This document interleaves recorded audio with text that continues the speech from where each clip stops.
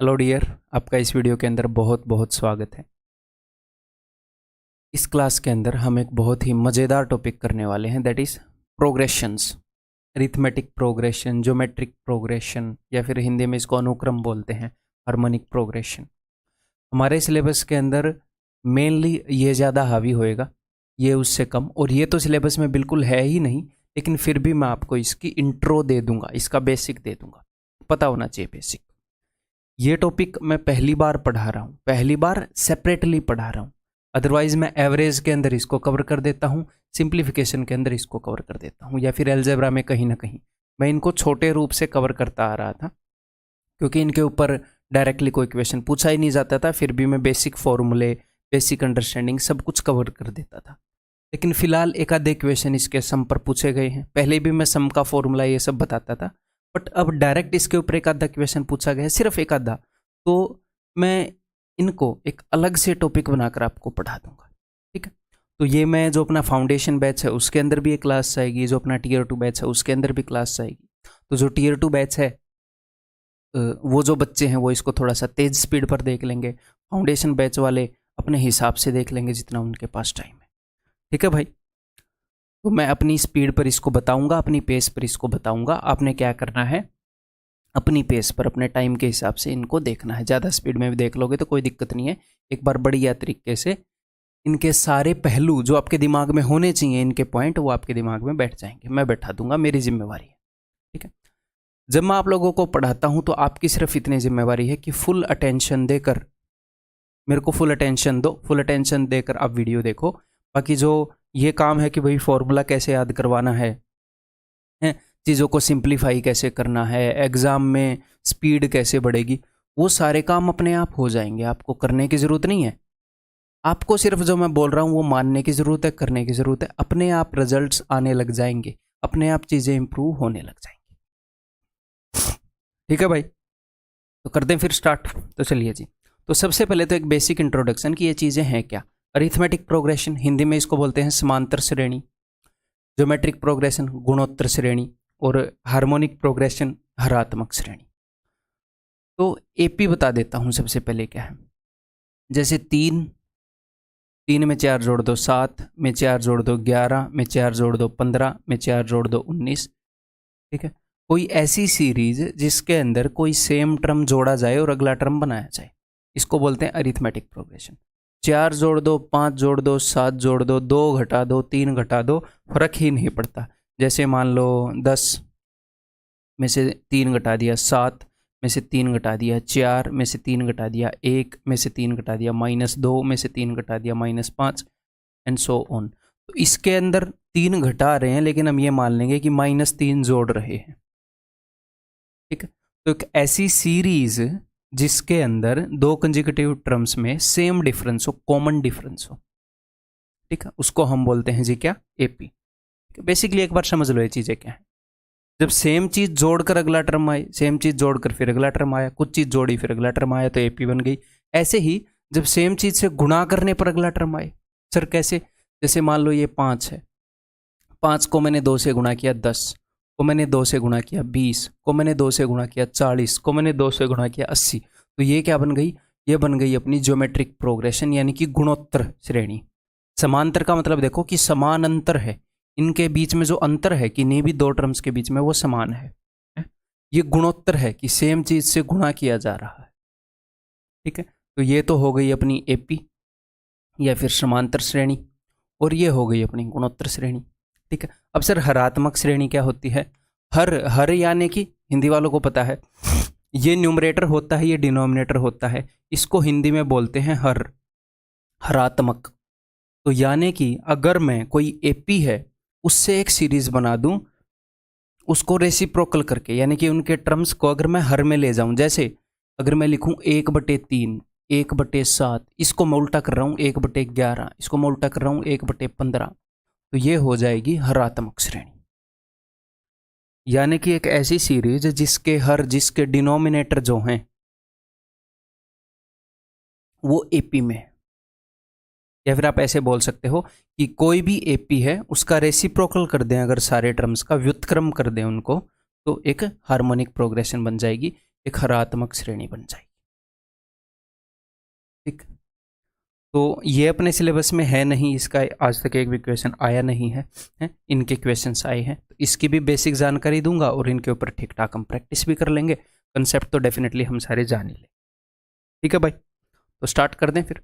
चलिए, तो सबसे पहले हम स्टार्ट करेंगे जी अरिथमेटिक प्रोग्रेशन की। अरिथमेटिक प्रोग्रेशन क्या होती है, समांतर श्रेणी क्या होती है। तो जैसा कि मैंने बताया कि कोई एक टर्म है, कोई एक नंबर है, ये सबसे पहला टर्म है। इस सीरीज का सबसे पहला टर्म क्या है, 3। इसके अंदर मैं कोई फिक्स नंबर जोड़ता चला गया, नीचे वाले केस में मैं -3 जोड़ता चला गया, ऊपर वाले केस में मैं 4 जोड़ता चला गया। ठीक है, तो ये एक एपी बनती है। तो मैं आपको इसका जनरल फॉर्म बताता हूँ। जनरल फॉर्म यानी कि एपी को अगर हमें रिप्रेजेंट करना है कि एपी क्या होती है, तो ये है जी फर्स्ट टर्म। जैसे कि अगर मैं यहाँ पर एग्जाम्पल लिखूँ वही वाला, 3 में 4 जोड़ दिया, 7 में 3, 3 में 4, 7 में 4, 11 में 4 एंड सो ऑन। तो ये क्या है, ये है जी ए, यानी कि फर्स्ट टर्म। अब मैं कितना जोड़ता गया अगला टर्म पाने के लिए, मैं जोड़ता गया 4, तो उसको हम बोलते हैं कॉमन डिफरेंस। कॉमन डिफरेंस का क्या मतलब है, टर्म को हिंदी में पद बोलते हैं, कॉमन डिफरेंस को हिंदी में बोलते हैं सारव अंतर।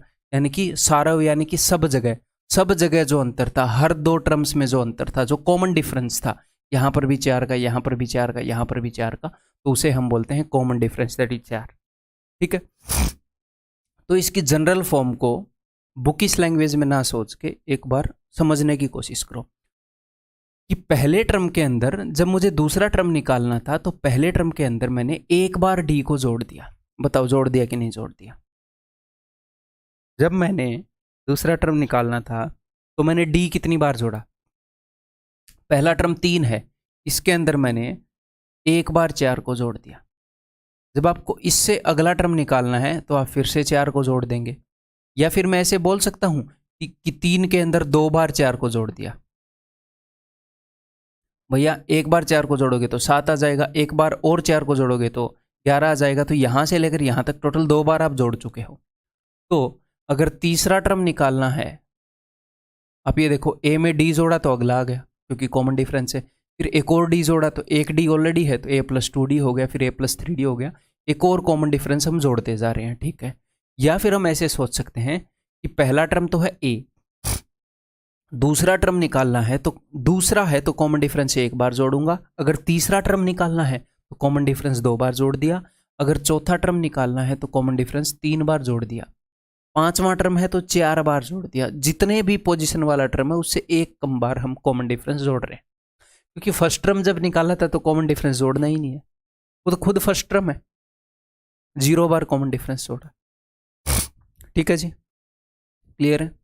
नेक्स्ट, तो अगर कई बच्चे, वैसे तो स्कूल में इतनी ही डिटेल से हम ये टॉपिक करते हैं, हम सारे टॉपिक करते हैं स्कूल में, तो अगर कुछ बच्चे पहली बार इस टॉपिक को कर रहे हैं और उनको थोड़ा सा कन्फ्यूज़न हो, क्योंकि कई ऐसे टॉपिक है, टाइम एंड वर्क सालों साल से चलते आ रहे हैं, आपने बहुत सारी उनके ऊपर प्रैक्टिस की होगी, हर तरीके से उसको देख लिया, उसमें इतना कन्फ्यूज़न नहीं होता। कोई टॉपिक आप पहली बार करते हो तो उसमें कन्फ्यूज़न होता है, तो वो एक नेचुरल सी बात है। उसको ये मत सोचना कि आपके साथ ही हो रहा है, अरे मेरे को ये टॉपिक उतना अच्छे समझ में नहीं आया जितना परसेंटेज आया, इसको एक बार और देखो उतना ही अच्छे से आ जाएगा। ठीक है, हालांकि वैसे तो पहली बार में ही आ जाएगा, बट अगर आपने एक बार और देख लिया, इसको एक्स्ट्रा बार देख लिया नए टॉपिक को, तो मैं बोल रहा हूँ आपको एज मिल जाएगी दूसरे एस्पिरेंट के कंपैरिजन में, ये टॉपिक भी उतना ही कंफर्टेबल हो जाए। ठीक है, जो मैं बातें बोलता हूँ उनको अप्लाई करके देखा करो, धमाकेदार असर होगा। ठीक है, तो भाई नेक्स्ट nth टर्म, मान लो मुझे एपी के बारे में बता दिया। एपी के बारे में 2 ही चीज़ें होती हैं, क्या, फर्स्ट टर्म, यहाँ पर आपको 2 ही चीज़ें दिख रही होंगी, एक तो ए और एक डी। ए और डी के अलावा कोई और वेरिएबल दिख रहा है नहीं। तो अगर कोई एपी, मुझे 2 चीज़ें मिल जाएं, ए और डी, उस एपी का कोई भी टर्म मुझसे पूछ लो, कुछ भी पूछ लो उस एपी के बारे में, हम सब कुछ बता देंगे। ठीक है, तो अगर आपसे nth टर्म पूछी जाती है तो आप क्या करोगे कि ए के अंदर nth टर्म, तीसरी टर्म निकालने के लिए 2 बार डी जोड़ा था ए के अंदर, चौथी टर्म निकालने के लिए 3 बार जोड़ा था, पांचवी टर्म निकालने के लिए 4 बार जोड़ा था, तो nवी टर्म निकालने के लिए, nth टर्म निकालने के लिए n-1 बार डी जोड़ेंगे। यानी कि अगर कोई मुझे पूछे, और इसको रिप्रेजेंट करते हैं जैसे tn से, यानी कि nth टर्म, अगर कोई मुझसे पूछे कि t10 10वीं टर्म क्या होगी, तो मैं ये बोलूँगा कि 10वीं टर्म निकालने के लिए ए में 9 बार डी जोड़ देंगे, 27वीं टर्म निकालने के लिए ए में 26 बार डी जोड़ देंगे। ठीक है, अगर कोई मुझे बोले इस वाली एपी की 33rd टर्म बताओ, ये जो एपी की है, तो मैं ये बोलूँगा कि इसकी 33rd टर्म है कि ये जो ए है, ए की वैल्यू क्या है 3 के अंदर मैं 32 बार 4 जोड़ दूंगा। 33वीं टर्म निकालनी है तो मैं 32 बार कॉमन डिफरेंस जोड़ दूंगा, तो आ जाएगी 4 दूनी 8, 4 3 12, 128 और 3 131। सिंपल, ये बात मैं कर रहा हूँ। तो क्या ये फॉर्मूला रटने की ज़रूरत है? अब आप समझ गए कि ये फॉर्मूला है क्या। जो भी टर्म निकालनी है उससे एक कम बार डी जोड़ देंगे। डन। ओके जी। सम ऑफ एन टर्म्स का सम। तो एक चीज़ मैंने आपको बता रखी है पहले ही, क्या कि एवरेज टॉपिक के अंदर बता रखी है कि एवरेज ऑफ एपी, कोई भी अरिथमेटिक प्रोग्रेशन है, समांतर श्रेणी है, उसकी एवरेज होती है first term plus last term divided by 2। First term या फिर average of an AP is average of first term and last term, ऐसे बोल सकते हो। या फिर मैंने आपको यह भी बता रखा है कि किसी भी एपी की जो एवरेज है दैट इज मिडल टर्म, जो भी मिडल टर्म है उसके बराबर होती है एवरेज। ठीक है, ये भी बता रखा है कि लास्ट टर्म और फर्स्ट टर्म की एवरेज निकाल लो, या फिर सेकंड लास्ट टर्म और सेकंड टर्म की एवरेज निकाल लो, या फिर थर्ड लास्ट टर्म और थर्ड टर्म की एवरेज निकाल लो, तो एपी की एवरेज आ जाती है। ठीक है, अब यहां पर पूछ रहे हैं किसी भी एपी का सम, तो सम क्या होता है? सम होता है number of terms into average, है ना। तो अगर मैं एन टर्म्स का सम निकाल रहा हूं, सम ऑफ एन टर्म्स, तो क्या हो जाएगा? N into average. और एवरेज क्या है? एवरेज है first term plus last term divided by 2। AP की एवरेज क्या है? First term plus last term divided by 2। ये चीज़ हम पहले कर चुके हैं एवरेज टॉपिक के अंदर, तो इसको डिटेल में नहीं बताऊंगा, ये आपको अब तक याद होनी चाहिए। ठीक है, तो यही फॉर्मूला देखो यहाँ पर है, first term plus last term, ये डिवाइडेड बाई 2 था, इसको हम पहले ले गए, तो ऐसे आप लिख सकते हो n/2 इंटू में first term plus last term. ठीक, ओके। अब इसने बोला है सम ऑफ एन टर्म्स, तो एन टर्म्स में फर्स्ट टर्म क्या होगी? फर्स्ट टर्म होगी जो भी फर्स्ट टर्म है वो, और लास्ट टर्म क्या होगी? लास्ट टर्म होगी जो भी nth टर्म है वो। सम ऑफ एन टर्म्स बोल रहा हूं, एक एपी की एन टर्म्स लिखी हुई है, इस एपी की एन टर्म्स लिखी हुई है। फर्स्ट टर्म होएगा 3 और nth टर्म लास्ट होएगी, जो लास्ट टर्म है वो क्या होगी? nth term. तो इस फॉर्मूले को एक और तरीके से लिख सकते हैं, कैसे? देखो, फर्स्ट टर्म है ए और लास्ट टर्म, बिकॉज हम एन टर्म्स का सम निकाल रहे हैं, तो लास्ट टर्म है nth टर्म, तो nth टर्म होती है a plus n-1 into D. nth term मैं एन टर्म्स का के बारे में देख रहा हूं कि एन टर्म्स का सम निकालूंगा, तो फर्स्ट टर्म निकली ये और लास्ट टर्म निकली ये, तो इसको देखते हैं भाई, यही फॉर्मूला अप्लाई कर लेते हैं। इस 2 को मैं बाहर भेज रहा हूं n/2, तो first plus last term, first term है a, तो a plus a 2a plus n-1 into D. यही है इस फॉर्मूले का जो दूसरा रूप है, 2a plus n-1 into D. तो हुआ क्या है? हुआ कुछ नहीं है, बस जो फर्स्ट टर्म है वो ये रही और जो लास्ट टर्म है वो ये रही। इस फॉर्मूले के दोनों रूप आपको पता होने चाहिए। स्कूल में आपको मेरे ख्याल कॉम्प्लेक्स लग रहा होगा ये फॉर्मूला, बट ये है नहीं। समझ में आ गई? डन। ओके जी। Then number of terms. अब ये नंबर ऑफ टर्म्स का क्या मतलब है? अगर मैं आपसे पूछूं कि ये सीरीज है 3, 7, 11 and so on up to 131, ये 131 मैंने निकाला था, है ना। तो मैं पूछूं कि भैया कितने टर्म्स हैं इस एपी के अंदर, आपको ये निकालना पड़ जाए इसके अंदर कितने टर्म्स हैं। तो लास्ट टर्म यानी कि 131 माइनस में 3, last term minus first term divided by common difference, common difference जो कि यहाँ पर कितने का है? यहाँ पर है 4 का। ओके जी, +1, ये उत्तर हो जाए। अब सर ये +1 क्यों करना पड़ रहा है? अभी देखो, अभी बता देता हूँ। मान लो ये एक सीरीज है 3, 7 और 11, तो इसके अंदर कितने टर्म है आपको ये बताने। यहाँ पर तो डायरेक्टली दिख रहा है कि 3 टर्म है, बट इस फॉर्मूले को वेरीफाई करते हैं, इस फॉर्मूले को समझते हैं। तो 3 से लेकर 11 तक जाने के लिए कॉमन डिफरेंस 2 बार आएगा। यहाँ पर एक बार 4 का और यहाँ पर एक बार 4। Okay sir. तो अगर आप 11 माइनस 3 करोगे तो आप देख रहे हो कि कॉमन डिफरेंस टोटल 11 और 3 में कितने का गैप है, 8 का गैप है। तो यार एक टर्म जंप करने के लिए 4 जंप करना पड़ता है, तो 4 हमें 2 बार जंप करना पड़ा। तो 2 बार पता है कब जंप करना पड़ता है, जब 3 टर्म्स हो। अगर 10 टर्म है तो 9 बार ही जंप करना पड़ेगा। अगर 12 टर्म है तो 11 बार ही जंप करना पड़ेगा। तो अगर हमें 11 बार जंप करना पड़ा है, इसका मतलब 12 टर्म है, इसलिए मैं +1 कर रहा हूं। जस्ट इस फॉर्मूले में क्या देखा मैंने कि लास्ट टर्म और फर्स्ट टर्म का डिफरेंस क्या है, और 2 टर्म के बीच का डिफरेंस 4 होता है, उससे मैंने डिवाइड कर दिया। तो मुझे पता लग गया ऐसे ऐसे कितने डिफरेंसेस हैं। अगर आप 2 टर्म लिखते हो तो डिफरेंस 1 बार ही आता है। अगर आप 3 टर्म लिखते हो तो डिफरेंस 2 बार ही आता है, तो इसलिए +1 कर रहे हैं। जनरली ये समझाया नहीं जाता, तो ये थोड़ा सा अगर आपको इसके बारे में खुद सोचना पड़े तो सोच लेना, टेंशन मत लेना, ठीक है। तो नंबर ऑफ टर्म निकालनी है, last term minus first term divided by common difference +1। AP के बारे में हमें ये सब पता होना चाहिए। अब अगर हम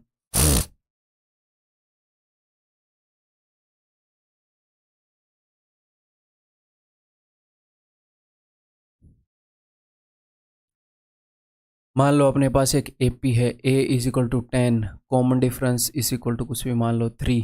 अगर आपको 10वां टर्म निकालना है तो इजीली निकाल दोगे ना।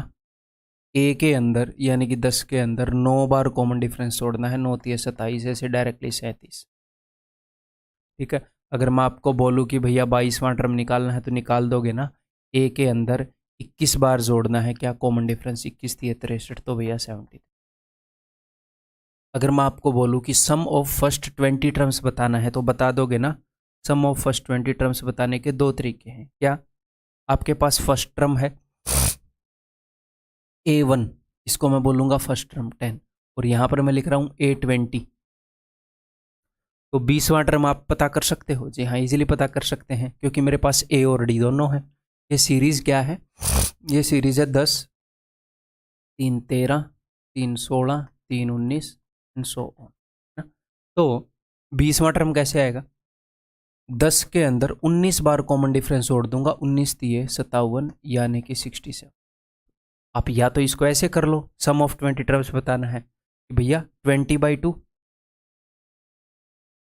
Into first term plus last term, n/2 into first term plus last term, जो कि क्या हो जाएगा 10 + 67 दैट इज इक्वल टू 77। ऐसे कर सकते हो है? या फिर आप कैसे कर सकते हो, उस फॉर्मूले से कर सकते हो, n/2 इंटू 2a यानी कि 20 प्लस n-1d। तो 20 टर्म का समझिए तो n की वैल्यू है 20, तो 20 - 1 19, 19 3 57, फिर से वही 770। ऐसे भी कर लो, दोनों पता होने चाहिए, ठीक है भाई, क्लियर है। आगे बढ़ जाए। नेक्स्ट है अरिथमेटिक मीन। तो अरिथमेटिक मीन को आप ये बोल सकते हो कि आपने उसके अंदर भी देखा है स्टैटिस्टिक्स के अंदर कि मीन का क्या मतलब है, एवरेज। अरिथमेटिक मीन, तो इसको समांतर माध्य को आप ऐसे भी बोल सकते हो कि ये जस्ट एवरेज है, औसत है। औसत निकालो, अरिथमेटिक मीन आ जाता है, मीन आ जाता है, बस ये सिंपली प्लेन एवरेज है। तो अगर अपने पास n नंबर्स हैं,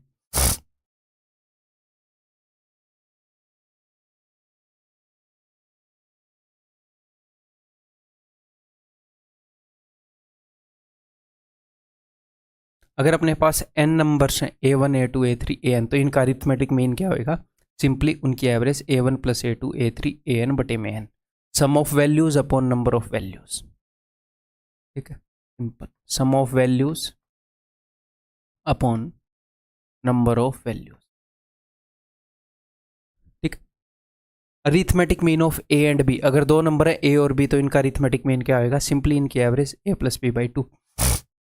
arithmetic mean of a b c a + b + c/2। Arithmetic mean of a b c d a + b + c + d/4। अच्छा, मैंने 3 का /2 कर दिया। Arithmetic mean of a b c a + b + c/3। जितने भी number है उससे डिवाइड कर देंगे, सिंपल। और अगर, अब मेरी बात ध्यान से सुनो, जैसे एक मैं सीरीज लिख रहा हूँ 10, 3 13, 3 16, 3 19। ठीक है, तो ये जो 13 जो है ना, कोई भी टर्म, ये इन दोनों का अरिथमेटिक मीन होगा। अगर नंबर्स एपी में है तो ये 13 जो है ये इन दोनों का अरिथमेटिक मीन होगा। ये 16 जो है ये इन दोनों का अरिथमेटिक मीन होगा। क्यों? देखो, एपी है, यहाँ पर 3 जोड़ा, तो 13 से 3 कम है 10, और 13 से 3 ज़्यादा है 16, तो कुल मिलाकर 13 इन दोनों के बीच में है। अगर 13 इन दोनों के बीच में है तो 13 इन दोनों की एवरेज है। 13 इन दोनों की एवरेज है तो एवरेज को ही तो अरिथमेटिक मीन बोलते हैं। तो एक हिसाब से 13 इन दोनों की एवरेज ही है ना यार, क्योंकि एपी है, सेम चीज जोड़ रहे हैं। तो अगर 3 number a b c AP में हैं तो इसको कई तरीके से हम ऐसे लिख सकते हैं, बट मैं आपको आसान तरीका बताना चाह रहा हूँ। इसका सिंपल मतलब ये है कि इन दोनों की एवरेज निकालेंगे तो ये आ जाएगा, यानी कि a plus c by two is equal to b. A plus c by two is equal to b. इन दोनों का सम जो है, इन दोनों की एवरेज b है, तो हम ऐसे ही बोल सकते हैं कि a plus c by two is equal to b, यानी कि 2b is equal to a plus c. इसको रटने की जरूरत नहीं है, इसको समझने की जरूरत है। ठीक है भाई, अब सवालों को रगड़ना स्टार्ट करते हैं। फिर एक बार रिवाइज कर लो जो जो मैंने आपको बताया है। मैं भी एक बार पानी पी लेता हूँ, देन फिर सवालों को अलग अलग तरीके से बताऊंगा। घबराना नहीं है। हो सकता है बहुत सारे बच्चे ऐसे होंगे जो इसको स्कूल के बाद बहुत लंबे टाइम के बाद इस टॉपिक को टच कर रहे होंगे। ठीक है, और मेरा मैथ्स को देखने का तरीका थोड़ा सा प्रैक्टिकल है, तो इन द लॉन्ग टर्म वो तरीका आपको हमेशा मदद करता है, बिकॉज कॉम्पिटिटिव एग्जाम में वही अप्रोच दी बेस्ट है, जो बुकिश ना हो, फास्ट है, वो चीज़ों को देख पाती है सीधा, हमें कम चीज़ें रटनी पड़ती हैं उसके कारण।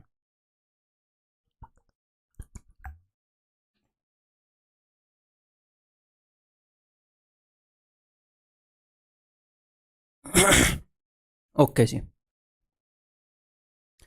if the fourth term of an arithmetic progression is 11 less than the 8th term, what is the difference between 24th and 12th term of that progression?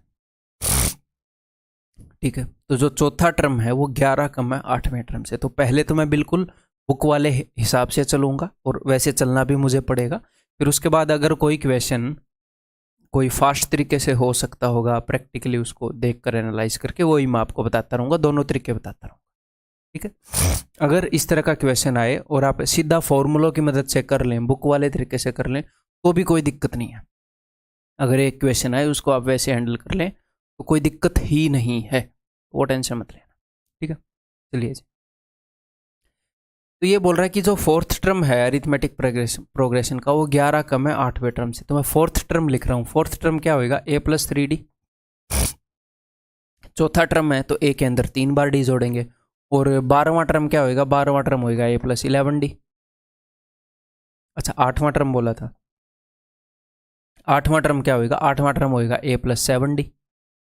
तो ये 8वां टर्म है, ये चौथे टर्म से 11 ज़्यादा है, तो चौथे टर्म के अंदर अगर मैं 11 जोड़ दूँ तो 8वां टर्म आ जाएगा। ये सिंपल सी बात है। ओके जी, तो देखो दोनों तरफ से a कट जाएगा और इधर आ जाएगा जी 4d इज इक्वल टू 11, तो d is equal to 11/4। Okay, अब उसने क्या पूछा है हमसे? उसने हमसे पूछा है what is the difference between 24th and 12th term. तो 24th term minus 12th term, ये हमें करना पड़ेगा। ओके, ये एग्जाम में लिखने की जरूरत नहीं है, आपके दिमाग में चलेगा। तो 24th टर्म है a प्लस 23d।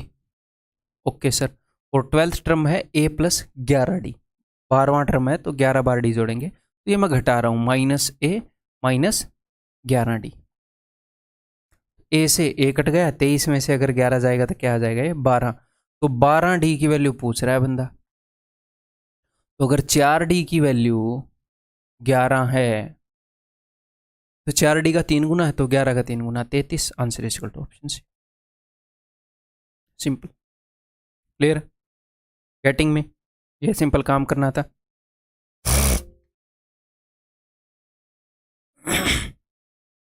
नेक्स्ट, जो एपी है उसको कोई जादुई तरीके से मत देखो, सिंपली एक सीरीज है, सिंपली एक सीरीज है। ये फर्स्ट टर्म है,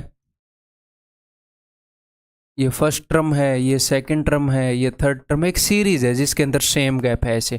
ठीक है, तो उस बंदे ने क्या बोला है, उस बंदे ने ये बोला है, जैसे आपने वो वाले इक्वेशन देखे हैं, देखिए जब हमने सिंपल इंटरेस्ट के अंदर किया था कि 5 साल में कोई वैल्यू इतनी हो जाती है, 8 साल में कोई वैल्यू इतनी हो जाती है सिंपल इंटरेस्ट पर, तो 3 साल में कितना गैप आया। तो मैं आपको क्या बोलता हूँ कि सिंपल इंटरेस्ट का अमाउंट है वो एपी में होता है, तो ये वैसी ही सीरीज है, तो इसको हम वैसे भी कर सकते हैं। कैसे, देखो उसने हमें बताया कि चौथा टर्म और 8वां टर्म, भैया जो 4th टर्म है और जो 8th टर्म है, इनको ऐसे ना लिख के रोमन में, जो 4th टर्म है और जो 8th टर्म है, इनके बीच में उसने बताया कि 11 का गैप है, वो जो है वो 11 बड़ा है। तो ये 11 का गैप कितने टर्म्स में आया है, 4 टर्म्स में, 4 टर्म्स के अंदर गैप है 11 का। अब वो हमसे पूछ रहा है कि 12वें और 24वें टर्म में कितने का गैप है, कि 12th में और 24th में कितने का गैप है।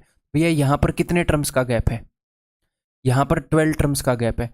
अगर 4 में 11 का गैप आ गया तो 12 में 11 इंटू 3 33 का गैप आ जाएगा। सिंपल सी बात है, सिंपल सी बात है। आप इसको ऐसे भी देख सकते हैं, या फिर कि भैया ये है a+3d,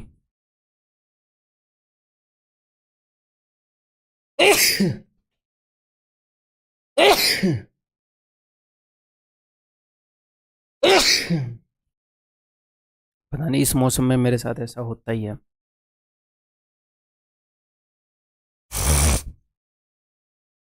तो भाई बियर कर लो, मैं ऐसे मतलब मैं बीमार हूँ, कई बच्चे ऐसे बोलते हैं कि बीमार हो के वीडियो बना रहे हो। भाई वीडियो बना रहा हूँ, चलो ठीक है, मैं कोई एहसान नहीं कर रहा वीडियो बना के, बट ईमानदारी से अपना काम कर रहा हूँ। तो ये अगर हालत होती, बियर कर सकते हो यार, आप लोग स्टूडेंट हो, या are you born with a silver spoon, पापा के प्रे या प्री तो नहीं हो। तो देखो ये ए तो दोनों में है ही, ये 3D है, ये 7D है, तो 4D इज इक्वल टू 11। ऐसे ही आपको ऐसे देखने की जरूरत नहीं है कि ये a+11d है, ध्यान से मेरी बात को सुनो, इसको ऐसे देखने की जरूरत नहीं है a+23d है। इसमें 24 से एक कम डी जुड़े होंगे, इसमें 12 से एक कम डी जुड़े होंगे, तो डायरेक्टली 23 और 11 में ही 12 का ही फर्क होगा, डायरेक्टली 12। तो एक हिसाब से 12 टर्म्स के बीच का डिफरेंस, ये 4 टर्म्स के बीच का डिफरेंस 11 है, 12 टर्म्स के बीच का 3 गुना है, तो ऐसे ही यहाँ पर कितना होएगा, 12D होएगा। तो 12D की वैल्यू पूछ रहा है, ठीक है, क्लियर है। मैं दोनों तरीके से आपको बताता चलूंगा, जहां पर भी दोनों तरीके पॉसिबल होंगे। The 12th term of an arithmetic progression is twice to the 4th term. Simply जो वो बोल रहा है उसको फॉर्मूले में लिख लो। जो 12वीं टर्म है that is equal to a+11d, और ये डबल है किसका, चौथी टर्म का। चौथी टर्म होती है a+3d twice to the 4th term, ठीक है। What is the ratio of 15th term to 10th term, तो वो पूछ क्या रहा है 15th टर्म, यानी कि a+14d, और 10वीं टर्म क्या होगी a+9d, इनका रेशियो तो बताएंगे भी, देखेंगे, कोशिश करेंगे। तो इधर है 2a, इधर है a, तो अगर मैं इधर a को ले जाऊं 2a - a is equal to, इधर है 2 3 6d, इधर है 11d, 11 में से 6 गया, इधर आ गया 5d, a की वैल्यू है 5d, a और d का रेशियो मिल गया। तो यहाँ पर क्यों ना मैं a की जगह 5d रख दूँ, और यहाँ पर भी a की जगह 5d रख दूँ, 14 और 5 19d। अब d कट जाएगा ना भाई, 9 और 5 14d, d से d कट गया, 19:14, दैट्स इट, ऑप्शन डी। ठीक है, क्लियर है। आगे बढ़ जाऊं, इसको भी मैं दूसरे नंबर लाइन वाले तरीके से बता सकता हूं, लेकिन मैं कॉम्प्लेक्स नहीं करूंगा चीज़ों को, जब आसान की जा सकेंगी तभी बताऊंगा, ठीक है। Next, in an AP the first term is 2 and the sum of the first 5 terms is 1/4 of the next 5 terms, ठीक है जी। फाइंड द 20th टर्म, ठीक, सम की बात हो गई। वैसे इस क्वेश्चन को मैं बाद में कराना चाह रहा था, बट अब ये यहाँ पर रख दिया गया है तो कर लेते हैं, कोई बड़ी बात नहीं, आपको सारे फॉर्मूले आते हैं ना, तो चलिए जी करते हैं। फर्स्ट टर्म जो है वो 2 है, ए की वैल्यू आपको पता लग गई 2 है। अब अगर डी पता लग जाए तो हमें पूरी सब कुछ पता लग जाए, ठीक है। चलो आगे उसने क्या बताया है, and the sum of first 5 terms is 1/4 of the next 5 terms. मैं आपको इसको उस तरीके से बता ही दूँ फिर, ठीक है। देखो तो यहाँ ये फर्स्ट टर्म है, ये 5th टर्म है, तो ये बोल रहा है पहली 5 टर्म्स का सम जो है that is 1/4 of the next 5 term, अगली 5 टर्म, छठी से लेकर 10वीं। इसको आप कई तरीकों से कर सकते हो, मैं आपके लिए इसको सिंप्लीफाई करूंगा। देखो, आप ऐसे भी कर सकते हो, पहली 5 टर्म के लिए आपने डायरेक्टली फॉर्मूला लगा दिया n/2 फलाना डिमकाना। आप ऐसे मान सकते हो कि ये वाली वैल्यू जो है, ये अगर x है, पहली 5 टर्म का जो सम है इज 1/4, इसका 1/4 है, तो ये वाली वैल्यू जो है ये 4x है, इसका 1/4 है। तो पहले 10 टर्म का सम कितना हो जाएगा? पहले 10 टर्म का सम हो जाएगा 5x, शायद स्कूल में ऐसे ही बताते होंगे। तो पहली 5 टर्म का सम जो है उससे 5 गुना है पहली 10 टर्म का सम, क्योंकि हम अगर फॉर्मूला लगाएंगे तो वो ऐसे लगेगा ना एपी के ऊपर, पहली 5 टर्म का सम पहली 10 टर्म का सम। एक बार फिर से बताता हूं, पहली 5 टर्म का जो सम है उससे 4 गुना है अगली 5 टर्म का सम। ओके जी, अगर इनका सम x है तो इनका सम है x, 4x। तो इनका सम x है, इनका सम 4x है, तो पूरी 10 टर्म का सम हो जाएगा 5x। तो अब मैं क्या कर सकता हूं कि पहली 5 टर्म का फॉर्मूला लगाऊं, सम ऑफ फर्स्ट 5 टर्म, उसको अगर मैं 5 गुना करूंगा तो आ जाएगा सम ऑफ फर्स्ट 10 टर्म्स। पहली 10 टर्म का सम जो है वो 5 गुना। इससे ऐसे मैं कर सकता हूं, ये दोनों फॉर्मूले आपको आते हैं, बट हम ऐसे नहीं करेंगे। आप सिंपली क्या करोगे, हम कॉम्पिटिटिव एग्जाम में, बोर्ड का एग्जाम नहीं दे रहे हैं, मैंने आपको ये बताया है कि किसी भी एपी की एवरेज अगर आपने निकालनी है, उसका सम निकालना है, तो फर्स्ट टर्म और लास्ट टर्म को भी यूज करना सीखो। मिडिल टर्म निकाल सकते हो तो मिडिल टर्म निकाल लो। तो फर्स्ट टर्म क्या है? फर्स्ट टर्म है a, और फिफ्थ टर्म क्या होएगा? ये है a, और ये है a प्लस 4d। ये क्या है? ये है a प्लस 5d, और ये क्या है? ये है a प्लस 9d। तो इनका सम क्या होएगा? इनका सम होएगा average of first 5 terms into 5। तो एवरेज क्या होगी इनकी? फर्स्ट प्लस लास्ट बाई 2, या फिर ऐसे सम कर लो, इनका सम हो जाएगा n/2 यानी कि 5/2 इंटू फर्स्ट प्लस लास्ट यानी कि दिस प्लस दिस, यानी कि 2a plus 4d। n/2 into first plus last, ऐसे ही किया था। इनका सम क्या हो जाएगा? इनका सम हो जाएगा कितने टर्म से? एक और बात, अगर पहले 5 टर्म लिख के मैं एक एपी बनाऊं, इसके अंदर 3 और 4 7 और 4 11 और 4 13 और 4 17 और 4 21, मान लो पहले 3 टर्म से एक एपी बन रही है, तो अगले 3 टर्म से भी एक एपी ही बनेगी। इनमें भी 4 4 का ही गैप है। किसी भी एपी के टर्म कहीं से भी उठा लिए तो वो एपी ही बनेगी, वो समांतर श्रेणी ही रहेगी, कहीं से भी उठा लो। तो छठे टर्म से लेकर 10वें टर्म तक भी एक एपी ही है। तो अगर आपको सिर्फ इनका सम चाहिए तो मान लो ये फर्स्ट टर्म है, ये लास्ट टर्म है इस एपी की, ठीक है। तो सम क्या हो जाएगा? तो 5 ही टर्म है, तो 5/2 into average first term plus last term, 5/2 into first term plus last term, तो 2a प्लस 14d। क्लियर है? और उसने ये बताया है कि इनका जो सम है वो 4 गुना है इनके सम से, तो यानी कि अगर मैं इसको 4 गुना कर दूं तो मैं इसको इक्वेट कर सकता हूं। क्लियर है भाई? समझ में आ गई बात? ए की वैल्यू गिवन है, मुझे पता है, अभी पुट कर लेंगे। ठीक है, तो 4 दूनी 8a, तो अब मैं a की वैल्यू पुट कर रहा हूँ because a is equal to 2, इससे हमें d की वैल्यू मिल जाएगी। ठीक है, तो a की वैल्यू अगर मैं 2 को पुट करूँ तो 2 दूनी 4 चौके 16 प्लस 4 चौके 16d is equal to, a की वैल्यू अगर मैं 2 पुट कर रहा हूँ तो 2 दूनी 4 प्लस 14d, 14 इधर आएगा, 2d इज इक्वल टू 16 उधर चला जाएगा -12, तो d इज इक्वल टू -6। घटती हुई एपी है, घटती हुई एपी है। फिर ऐसा होना चाहिए था क्या? सम ऑफ फर्स्ट 5 वन पड़ता था, गड़बड़ तो नहीं कर दी मैंने?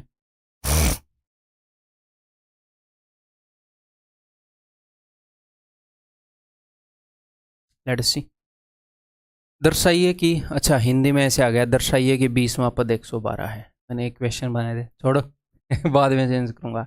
20वां पद क्या है ये बताना था। 20वां पद है,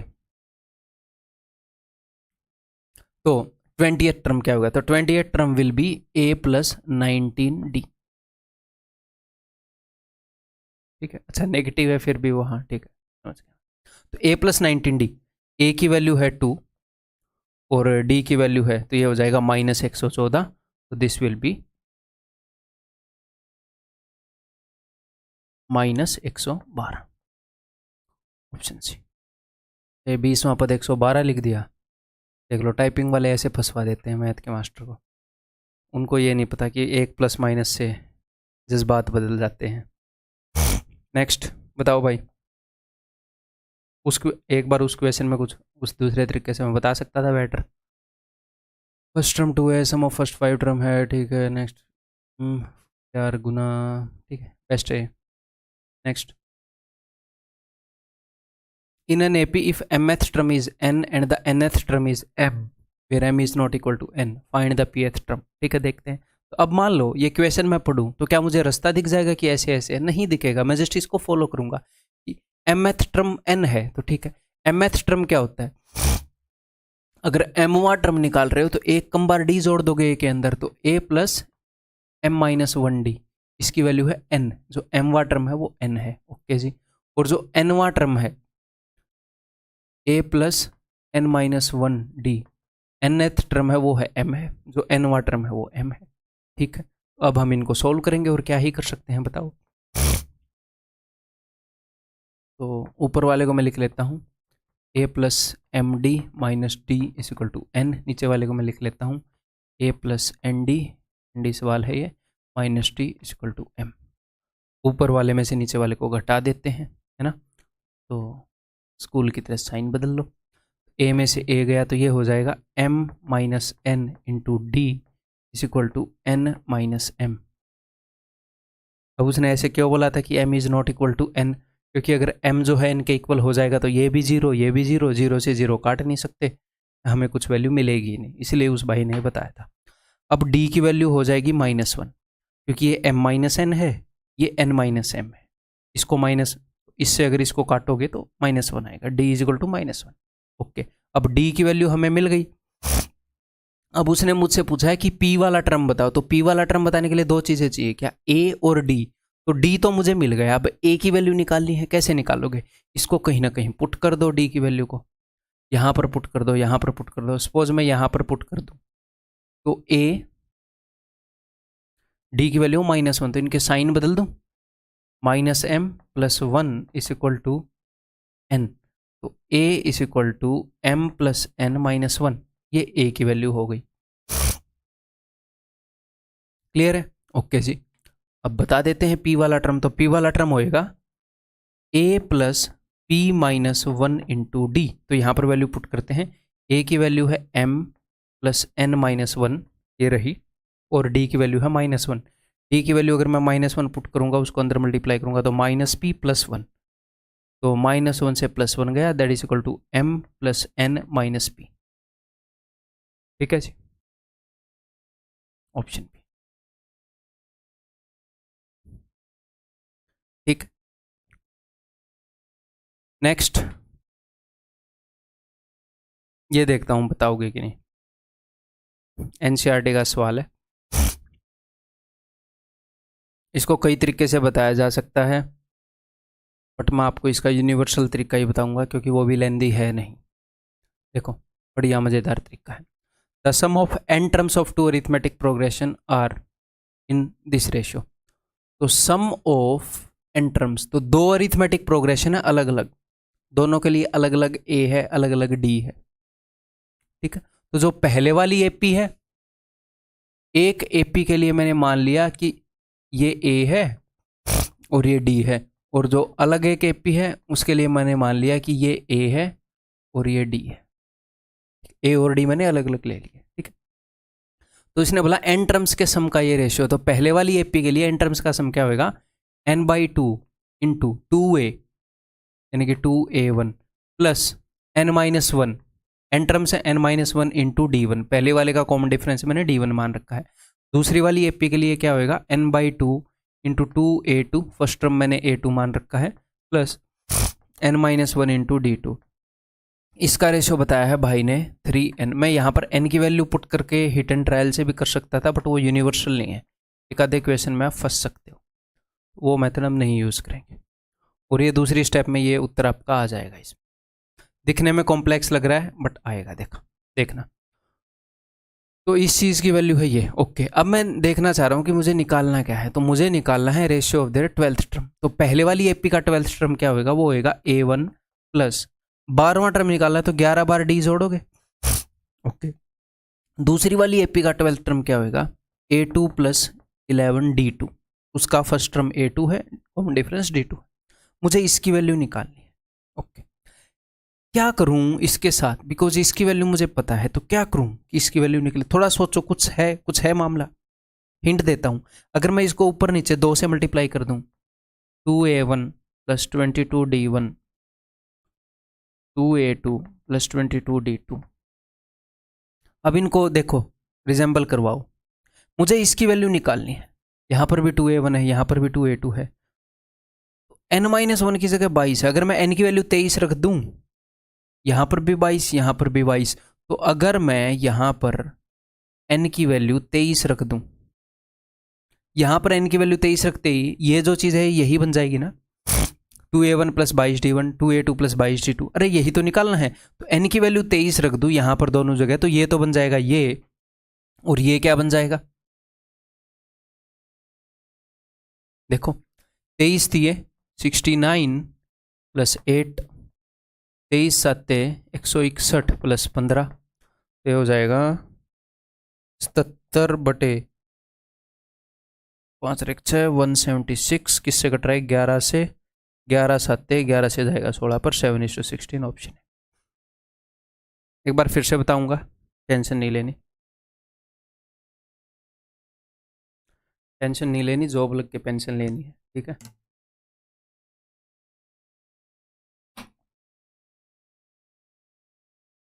पेंशन और पेंशन में से एक ही मिलेगी। देखो, उसने बताया कि 2 एपी हैं, दोनों के एन टर्म्स का अगर मैं सम करूं तो उसका ये रेशियो है। ओके जनाब, तो एन टर्म्स का सम का मैंने फॉर्मूला लगा दिया, नीचे वाले का भी फॉर्मूला लगा दिया, ये रेशियो उसने बता रखा है, तो मुझे ये पता चल गया कि ये चीज़ इक्वल टू दिस है। फिर उसने जो चीज़ पूछी है, उसने बोला 12वें टर्म्स का अनुपात ज्ञात करो। मैं कहा ठीक है, तो 12वें टर्म्स का हमने अनुपात ज्ञात किया। फिर हम यहाँ पर A1 A2 है, तो इसको मैंने 2 से मल्टीप्लाई किया ताकि ये इससे ऐसा बन जाए, तो 2 से मैंने मल्टीप्लाई किया। अब हमें पता चला कि अगर मैं n की वैल्यू 23 रख दूँ तो इसकी जगह ये बन जाएगा और इसकी जगह ये बन जाएगा, तो यही तो चाहिए मुझे, कर दिया हमने, ऑप्शन है। ठीक, अब ऐसा ही एक और क्वेश्चन करवा दूं आपको, ये लो होमवर्क हो गया ये आपका, आपको टेक्स्ट सॉल्यूशन मिल जाएगा इसका ना, HW है, बिकॉज बिल्कुल डिट्टो चीज़ है, मैं ऐसे वीडियो में नहीं करवाऊंगा आपको। जब बोर्ड की ये मिलेगी PDF, तो उसमें इसका टेक्स्ट सॉल्यूशन आपको दिखेगा, आप रोक के कर लो। नेक्स्ट बताओ भाई, जो भी HW है उसको ऑन द स्पॉट किया करो, अगर ना समझ में आए तो तुरंत आपके ऐप में जो बोर्ड की PDF है उसमें देख लिया करो। The sum of 4th and 12th terms of an arithmetic progression is equal to sum of 12th, 16th and 18th term। ये बोल रहा है कि अगर मैंने 4th टर्म के अंदर 12th टर्म जोड़ी तो वो बराबर निकली 12th, 16th और 18th के सम के, है ना। ओके जी, तो 12th टर्म तो दोनों जगह है, हमने ऐसे ही काट दी। ओके, तो 4th टर्म क्या होगी, 4th टर्म होगी a plus 3d, that is equal to a plus 15d plus a plus 17d, 18वां टर्म 17d, a से a कट गया। ओके जी, इट इम्प्लाइज दैट अगर मैं इस 3d को भी उधर भेज दूं, 0 is equal to a plus, अच्छा 3d को उधर भेज दूं, या फिर मैं ऐसे करूं कि 3d को काट के इधर 12d लिख दूं, है ना, 3d काट दिया मैंने यहाँ से, 17 और ये कितना हो जाएगा 29d, a plus 29d is equal to 0। अब वो क्या बोल रहा है, which term of the progression should necessarily be 0, तो प्रोग्रेशन का कौन सा टर्म 0 होना चाहिए। तो ये जो है ये आपको पता लग रहा है ना, 30th टर्म है, 30वें टर्म को कैसे लिखोगे, a के अंदर 29 बार d जोड़ोगे और उसकी वैल्यू 0 है इसके हिसाब से, तो यानी कि 30वां टर्म 0 होएगा, गारंटी है। कोई और टर्म 0 है नहीं है हमें पता नहीं, पर 30वां टर्म तो 0 है, हमें सीधा सीधा दिख रहा है। क्लियर है, समझ में आ गई बात। तो एपी के क्वेश्चंस में आपको ऐसे नहीं घबराना है कि ये मैं कैसे बताऊंगा, अगर आपको समझ में आ जाए ये कैसे बताना है तो बता दो, नहीं समझ में आए तो सिंपली जो भाई साहब ने बता रखा है एग्जामिनर ने उसको फॉलो कर लो, अपने आप आ जाएगा आंसर। ठीक, ये एल्जेब्रा का पोर्शन है। अरिथमेटिक प्रोग्रेशन, ये जो प्रोग्रेशंस वाला चैप्टर है एलजेब्रा की ब्रांच के अंडर आता है। तो एलजेब्रा, ट्रिग्नोमेट्री, इनमें कई बार डायरेक्ट नहीं दिखता रास्ता, हम फॉलो करते जाते हैं, रास्ता दिखता जाता है। तो डरना नहीं है, सबसे पहले तो घबराना नहीं है, ठीक है। करो ये। If the sum of first 12 terms of an arithmetic progression is equal to sum of the first 28 terms of the same progression, what is the sum of first 40 terms? पहले 12 पदों का योग उसी समांतर श्रेणी के पहले 28 पदों के योग के बराबर है। तो पहले 40 पदों का योग क्या? वैसे तो मैं आपको डायरेक्टली बता सकता हूँ, बाद में डायरेक्टली बताऊंगा, पहले करके देखेंगे, ठीक है। बहुत ज़्यादा डिटेल में जाया जा सकता है, बट उसकी ज़रूरत नहीं है, नॉर्मली करके देखते हैं। पहले 12 टर्म्स का सम क्या होएगा? तो वही फॉर्मूला लगा दें, 12/2 n/2 into 2a plus n-1, 12 है n तो 11d is equal to sum of 28 terms यानी कि 28/2 into n/2 into 2a plus n-1 यानी कि 27d। ये उसने इक्वल बताया। अब उसने पूछा है what is the sum of first 40 terms, यानी कि वो भाई साहब पूछ रहा है फर्स्ट 40 टर्म्स का सम, बाद में लिख लेंगे, पहले इसको कर लेते हैं। चलो 2 से 2 गया, 4 3 12, 4 7 28, ओके जी। It implies that 6a plus 33d equal to 7 दूनी 14a प्लस 7 7 49, 7 दूनी 14 और 4 189d, okay. It implies that अगर मैं इसको उधर ले जाऊंगा, जनरली मैं चीज़ों को पॉजिटिव रखता हूँ, 14a को इधर आऊँगा तो -8 है, इसको मैं उधर ले गया तो उधर आ जाएगा 8 है, उधर वाली चीज़ को मैं इधर लिख रहा हूँ बस।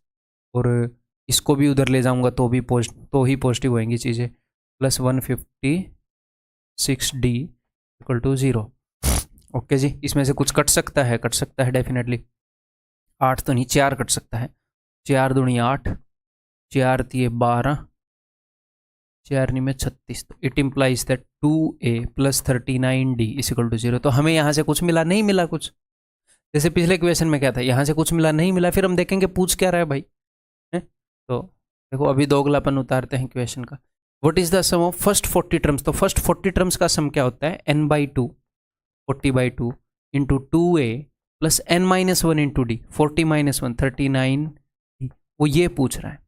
और ये देखो यही है, तो इसका मतलब इसकी वैल्यू क्या है, 0। इसकी वैल्यू 0 है, 0 into anything is equal to 0, तो answer is equal to option है। अब मैं आपको एक छोटा सा पॉइंट बताता हूं, ये देखो, if the sum of first p terms of an AP is equal to sum of first q terms, अगर पहले p टर्म्स का सम पहले q टर्म्स के बराबर हो तो p प्लस q टर्म्स का सम 0 होएगा। पहले 12 टर्म्स का सम पहले 28 टर्म्स के बराबर है, तो 12 प्लस 28 40, हमेशा वो 40 का ही पूछेगा। क्यों? क्योंकि हम उसी का बता पाएंगे और कुछ हम बता भी नहीं सकते, ठीक है। ये मत सोचना कुछ और पूछ लेगा तो, वो ऐसी चीज नहीं पूछ सकता ना जो हम बता नहीं सकते, ऐसे ही पूछेगा जो हम बता सकते हैं। तो ये क्वेश्चन बहुत बार आता है एपी के अंदर कि 12 टर्म्स का सम अगर 28 टर्म के बराबर है तो 12 प्लस 28 40 टर्म का सम इसके बराबर होएगा 0। ऐसे पूछेगा कि 10 टर्म का सम पहली 20 टर्म के सम के बराबर है, तो 10 और 20 पहली 30 टर्म का सम 0 हो जाएगा फिर, ठीक। मैं सीरीज बना के इसमें और डीप जा सकता हूँ, प्रैक्टिकली दिखा सकता हूँ, बट उसकी ज़रूरत नहीं है ना। टाइम तभी इन्वेस्ट करेंगे जब उससे हमें फ़ायदा हो। नेक्स्ट ये बताओ, how many terms of this AP are needed to give the sum -25, कितनी टर्म्स चाहिए -25 सम देने के लिए? तो ठीक है, ये क्वेश्चन पहले होना चाहिए था ना। A क्या है, तो A इज इक्वल टू -6, और D क्या है, D क्या होता है भाई, कॉमन डिफरेंस। अगर मेरे पास एक सीरीज है तो D कैसे निकालोगे, अगले टर्म में से पहले वाला 13 - 10 कर दो, या फिर 16 - 13 19 - 16 कैसे भी कर दो, तब D आएगा, है ना। पॉजिटिव है नेगेटिव है जो भी है वो अलग बात है, लेकिन ऐसे आता है। तो D निकालने के लिए मुझे ये जो सेकंड टर्म है यानी कि -11/2 में से मुझे घटाना पड़ेगा पहला टर्म, यानी कि माइनस माइनस प्लस, तो यह है 12/2 11/2 यानी कि 1/2, तो D इज इक्वल टू 1/2, ये 5.5 था, नेगेटिव का तो 0.5 1/2। तो कितनी टर्म्स मिलकर सम जो है -25 देंगी, तो फॉर्मूला रख देते हैं। तो मैंने मान लिया कि n टर्म्स मिलकर देंगी, तो सम ऑफ n टर्म्स क्या होगा, n/2 इंटू 2a यानी कि -12 प्लस n-1, n की वैल्यू हमें नहीं पता, इंटू d, n की वैल्यू ही निकालना है। तो n टर्म्स ने मिलकर हमें सम दे दिया -25, ये हम कर रहे हैं। ठीक है जी, ओके। तो इस 2 को मैंने इधर भेज दिया, ये हो गया -50। ठीक है, अब ये अंदर वाला 2 इधर आएगा तो ये हो जाएगा n इंटू -24, नीचे अंदर मैं एलसीएम ले रहा हूँ, प्लस नीचे बटे में 2 आएगा, उसको भी मैं ऊपर भेज दूंगा, प्लस n-1। आप मेरी बात समझ रहे हैं, नीचे बटे में 2 आएगा, ये 2 मैं एलसीएम ले रहा हूँ, 2 इंटू -12 प्लस दिस बटे में 2 आएगा, उसको भी मैंने उधर भेज दिया, इज इक्वल टू -100। ठीक है, सिंप्लीफाई कर रहा हूँ मैं चीज़ों को। It implies that quadratic equation बन गई यहाँ पर n into n-25 is equal to -100। या तो इसको क्वाड्रेटिक इक्वेशन बना लो, मैं ऐसे टाइम पर क्वाड्रेटिक इक्वेशन बनाता नहीं, क्योंकि क्वाड्रेटिक इक्वेशन बनाने के भी वही करना पड़ेगा बनाने के बाद भी जो अभी हम करेंगे। देखो, 2 नंबर्स का प्रोडक्ट है ये 2 नंबर्स का प्रोडक्ट है। कौन से 2 नंबर का, n का और n-25 का। इन दोनों के बीच में या तो इन दोनों का सम पता चलेगा या इन दोनों का डिफरेंस पता चलेगा। तो n और n-25 का हमें डिफरेंस पता है कि दोनों के बीच का जो डिफरेंस है वो 25 है। तो 2 ऐसे नंबर हैं जिनका प्रोडक्ट है -100, उनका डिफरेंस 25 है, तो इस 100 को तोड़ लो। अगर आपको दिख रहे हैं तो बढ़िया बात है, 20-5 100। अगर नहीं दिख रहे तो डिफरेंस या सम में से एक बार कोई भी नंबर काट दो, 5-5 25, वो नंबर 2 बार यहाँ से काट दो, तो 5 को अगर मैं 2 बार यहाँ से काटूंगा यानी कि 25 को काट रहा हूँ -4। ठीक है, क्लियर है। लेकिन अब दिख रहे हैं तो मैं डायरेक्टली आपको बता देता हूँ। तो इसको हम तोड़ पाए 20-5 100, लेकिन प्रोडक्ट है -100 यानी कि एक नेगेटिव होएगा, एक नेगेटिव होएगा, और डिफरेंस 25 है, तो 25 डिफरेंस करने के लिए अगर मैं 20 को -20 कर दूं, इसको माइनस कर दूं, इसको पॉजिटिव रखूं, तो भी 25 का डिफरेंस होएगा। आप बोलेंगे जी हाँ सर। या फिर अगर मैं ऐसे कर दूं, इसको माइनस कर दूं, इसको पॉजिटिव रहने दूं, तो भी 25 का फर्क होएगा। देखो यहाँ पर क्या हुआ कि -20 और 5, 25 का फर्क है। यहाँ पर क्या हुआ, -5 और 20, तो भी 25 का फर्क है। ठीक है, तो इस इक्वेशन की रूट ये भी हो सकती हैं और ये भी हो सकती हैं। ठीक है, या फिर आप ऐसे कर सकते हो, क्या, मेरी बात ध्यान से सुनो, कि आप सिर्फ इसको एक वे में तोड़ लो, -20 और 5, सिर्फ ऐसे तोड़ लो। अब -20 वैल्यू इसका भी हो सकता है, आप ये बोलो कि भैया n-25 छोटा है तो मैं उसी को माइनस दूंगा, नहीं, यहाँ पर उसने ऐसा कुछ बोला नहीं है। ठीक है, तो एक बार आप n को -20 दे दो, ये 5 हो जाएगा, एक बार n को 5 दे दो, ये माइनस, छोड़ो फिर से बताता हूँ, कन्फ्यूजन हो जाएगा। या फिर हमें ऐसे ही देखना पड़ेगा, ना, हाँ छोड़ो, रब जो मैंने आपको बताया उसको रब कर दो। ऐसे ही देखते हैं कि जो माइनस का साइन है, हम या तो इसको दे सकते हैं तो भी 25 का गैप हो जाएगा, प्रोडक्ट -100 हो जाएगा, या फिर माइनस का साइन इसको दे सकते हैं। तो n की वैल्यू -20 तो नहीं हो सकती, ऐसा नहीं बोला जा सकता कि इस AP के -20 टर्म्स का सम क्या है। -20 टर्म्स क्या आप -20 केले खा सकते हो? नहीं, या केले अंदर से निकालोगे क्या? ठीक है, तो नंबर ऑफ टर्म्स नेगेटिव नहीं हो सकता, तो n की वैल्यू 5 भी हो सकती है, 20 भी हो सकती है। Answer will be option c. तो सर ये कैसे हो गया कि 5 टर्म्स का सम भी 20, 5 टर्म्स का सम भी उतना ही है और 20 टर्म्स का सम भी उतना ही है? ये मैं आपको बता देता हूँ, नहीं तो यहाँ पर कई बच्चे ऐसे कंफ्यूज हो जाएंगे कि ये कैसे पॉसिबल है प्रैक्टिकली। ये मैं आपको बता देता हूँ। देखो, मान लो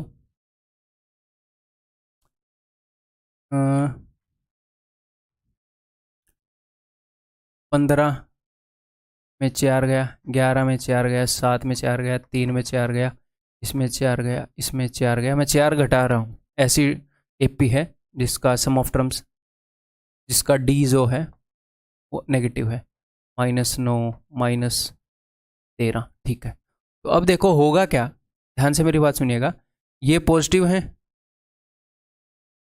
ठीक है, इसके आगे नेगेटिव टर्म स्टार्ट हो जाएंगी, ठीक है। तो कुछ टर्म्स का सम को, ये मैं कैसे, मेरे को एक एग्जांपल क्रिएट करना पड़ेगा, ऐसे कैसे हो सकता है। हाँ हाँ हाँ, एक बार मुझे सोचने दो बस।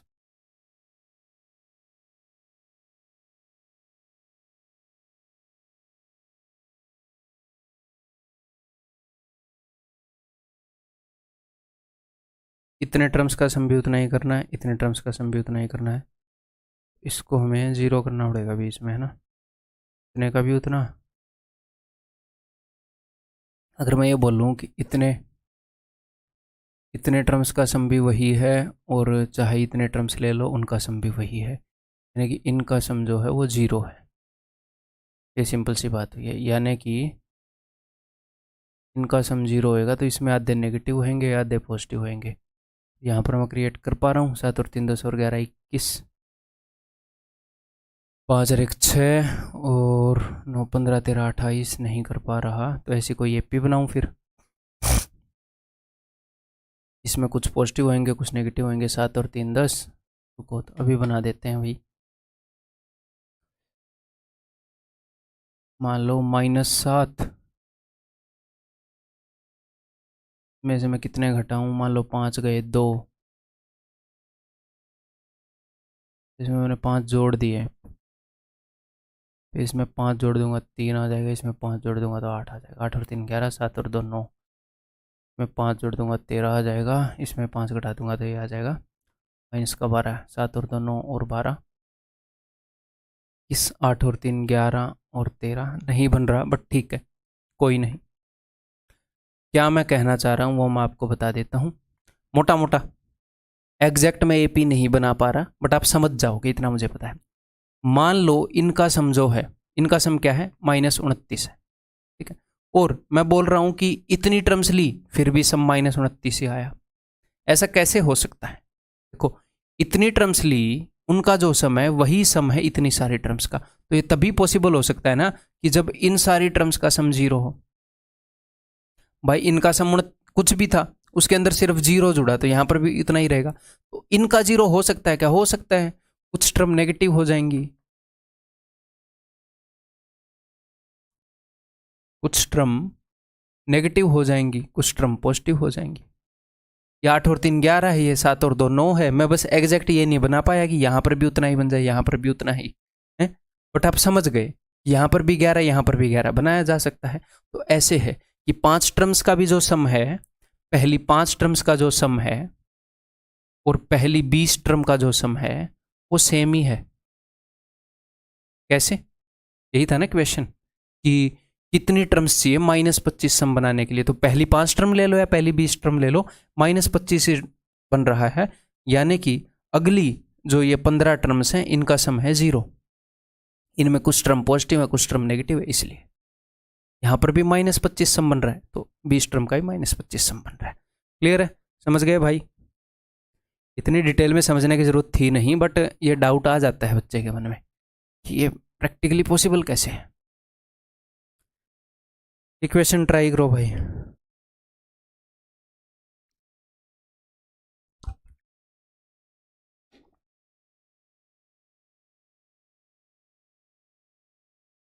तो ये किस तरह का क्वेश्चन है मैं आपको बताता हूं, देखो इसने बताया if the sum of first n terms of an arithmetic progression is this, पहली n टर्म्स का सम ये है, तो अगर मैं n की वैल्यू 1 रख दूं तो पहली 1 टर्म का सम आ जाएगा। ये एक, मैं अगर आपको ये बोलूं कि sum of first n natural numbers is equal to n into n plus 1/2 करके दिखाता हूं मैं आपको, ठीक है। पहले n नेचुरल नंबर्स का सम ये होता है, ये आपको पता है, ओके। तो पहले एक नेचुरल नंबर का सम क्या होगा, sum of first 1 natural number, n की वैल्यू 1 रख दो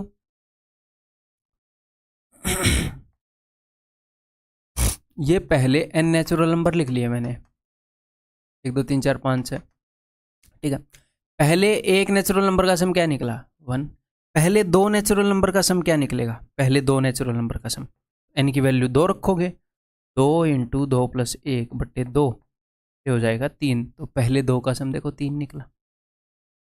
ऐसे ही पहले 3 का सम मैं इससे निकाल सकता हूँ। तो ऐसे ही वहाँ पर मैंने क्या किया, मैंने पहले एक टर्म का सम, तो ये पहला टर्म है, ये दूसरा टर्म है एपी का, ये तीसरा टर्म है, ये चौथा टर्म है। तो पहले एक टर्म का सम यानी कि पहला टर्म ही आ जाएगा, वो तो पहले एक टर्म का सम पहला टर्म ही आ जाएगा। तो अगर आप n की वैल्यू 1 रख दोगे तो पहला टर्म आ जाएगा, यानी कि 3 + 5/2 = 4। ए मिल गया हमें, ठीक है। पहले दो टर्म का sum of first two term, ये है sum of first one term, sum of first two terms, ये है SN, sum of first n terms. n की वैल्यू 1 रखोगे तो sum of first one term, n की वैल्यू 2 रखोगे तो sum of first two term. तो sum of first two term का मतलब क्या होता है, ये होता है पहली टर्म प्लस दूसरी टर्म, ठीक है। देखते हैं क्या होगा sum of first two term. 4 × 12, n की वैल्यू मैं 2 रख रहा हूँ, प्लस 5 दूनी 10 बटे में 2, ये हो जाएगा 22/2 11। तो भैया इसकी वैल्यू है कितनी, 4 पहले टर्म की, ओके। तो A2, तो दूसरा टर्म क्या हो जाएगा, 11 में से 4 गए 7। अब हमें AP मिल गई, AP ये है 4, दूसरा टर्म है 7। अब कई बच्चे दूसरे टर्म को 11 मान लेते हैं, नहीं, ये पहले दो टर्म का सम है, फर्स्ट टर्म प्लस दूसरा टर्म। दूसरा टर्म 11 नहीं है, दूसरा टर्म तो 7 है। तो 7 और 3 10 एंड सो ऑन। A और D चाहिए बस। अब D क्या है, क्या जुड़ रहा है दूसरा टर्म लेने के लिए, 3, यानी कि D = 3। अब ये दो ही तो चीज़ें चाहिए थी, A और D, और क्या चाहिए, वो कुछ भी पूछ ले।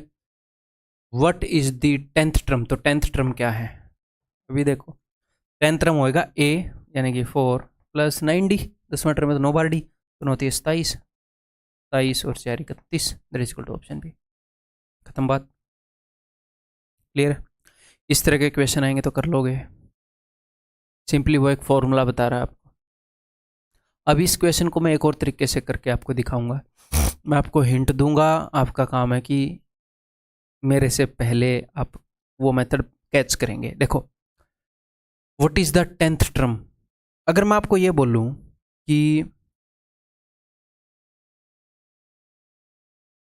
एपी के 11 टर्म्स का सम बताओ, तो एपी के 11 टर्म्स की एवरेज क्या होती है। अगर आपको किसी चीज़ की एवरेज पता चल जाए कुछ वैल्यूज़ की, तो क्या उनका सम बता सकते हो। अगर 10 वैल्यूज़ की एवरेज पता चल जाए तो क्या उनका सम बता सकते हो, बता सकते हैं। तो सम से इजीली अगर एवरेज निकलती हो, तो एपी में अगर 11 टर्म है तो उनकी एवरेज क्या होती है, 11 टर्म है तो बीच में कौन सी टर्म आएगी, 11 + 1/2, 12/2, छठी टर्म बीच में होगी। छठी टर्म के 5 टर्म इधर, 5 टर्म इधर, एवरेज में हमने ये सब समझाया। अगर मैं 11 टर्म का सम पूछूं तो सम की बजाय छठी टर्म निकाल लो, यानी कि एवरेज निकाल लो और गुणा में 11 कर दो। तो उसने क्या पूछा है, उसने पूछा है कि 10वीं टर्म क्या है। तो कितनी टर्म्स की एवरेज, कितनी टर्म्स हो एपी में ताकि उनकी एवरेज 10वीं टर्म हो। तो अब मैंने बता ही दिया, अब कर लो भाई, मेरे बताने से पहले करो। अब मतलब हिंट कुछ ज़्यादा ही हो गई, अब करो, पॉज करके करो। तो ये 10th टर्म है, ये 10th टर्म है। इससे पहले कितनी टर्म्स हैं, 9, इसके बाद भी ले लो 9 है। तो अगर 19 टर्म्स होंगी, 19 टर्म्स, 9 और 9 18 और 1 19, 19 टर्म्स की जो एवरेज होएगी वो क्या होएगी, 19 + 1/2, 10th टर्म। वो 10th टर्म पूछ रहा है, तो मैं 19 टर्म्स का सम निकाल लूं, सम ऑफ 19 टर्म्स। तो 19 टर्म्स का सम आ जाएगा। वो 10th टर्म पूछ रहा है, 10th टर्म 19 टर्म्स की एवरेज होती है। हाँ जी सर, 19 का सम मेरे लिए निकालना बहुत ईजी है, क्योंकि उसने सम का फॉर्मूला दे रखा है। तो उसने दे रखा है 3n² + 5n/2 है, या फिर आप ऐसे देख लो, चलो मैं सिंपल ही रखता हूँ। तो 3n² + 5n/2, यहाँ पर 19 रख दो। 3 × 19 का स्क्वायर 361 प्लस 19 पंजे 95 कर लो बटे में 2। ये सम ऑफ 19 टर्म्स है। मुझे तो एवरेज चाहिए, तो एवरेज चाहिए तो क्या है, sum of values upon number of values. 19 values हैं, उनकी एवरेज 19 से डिवाइड कर दिया, तो ये 10th टर्म है, ठीक है। तो काटा पीटी कर लो, 19 पंजे 95, 19 19 19 × 57 और 5 62/2 31। ठीक है, उसने मुझे सम का फॉर्मूला दिया और उसने बोला कि एक टर्म बताओ। मैंने ये देख लिया कि ये जो टर्म है जो उसने पूछा है ये कितनी टर्म्स के सम की एवरेज है। ये मैंने उनका सम निकाला और एवरेज निकाल दी। ठीक है, क्लियर है। नेक्स्ट, उसी तरह का मामला है, find the sum to n terms of an AP. अब की बार उसने जो फॉर्मूला बताया उसने बताया कि जो केवी टर्म है, जो केथ टर्म है वो ये है, तो पहली टर्म मिल जाएगी, दूसरी मिल जाएगी, सब कुछ मिल जाएगा, खत्म बात। ठीक है, आप ऐसे कर सकते हो कि पहली टर्म यानी कि A1 क्या होएगी, तो 5 एकम 5 और 1 6। दूसरी टर्म क्या होएगी, अब यहाँ पर सम ऑफ टू टर्म्स नहीं है, सिर्फ सीधी दूसरी टर्म मिल रही है, 5 दूनी 10 और 1 11, तो डी की वैल्यू क्या हो गई 5, 6 और 5 11, दो टर्म्स का डिफरेंस। अब वो बोल रहा है सम ऑफ एन टर्म्स, तो बता दो n/2 इंटू 2a यानी कि 2 into 6 12 plus n-1 into D यानी कि 5, ये हो जाएगा n/2 into 12 plus 5n minus 5 equal to n/2 into 5n plus 7। यही है n/2 इंटू 5n प्लस 7। या फिर कैसे भी कर लो यार, इन क्वेश्चन को अपने अकॉर्डिंग आप मैनिपुलेट कर सकते हो। हमें एन टर्म्स की एवरेज निकालनी है, तो एन टर्म्स की क्या निकालनी है, सम निकालना है, तो वो हो जाएगा n/2 into first term plus last term.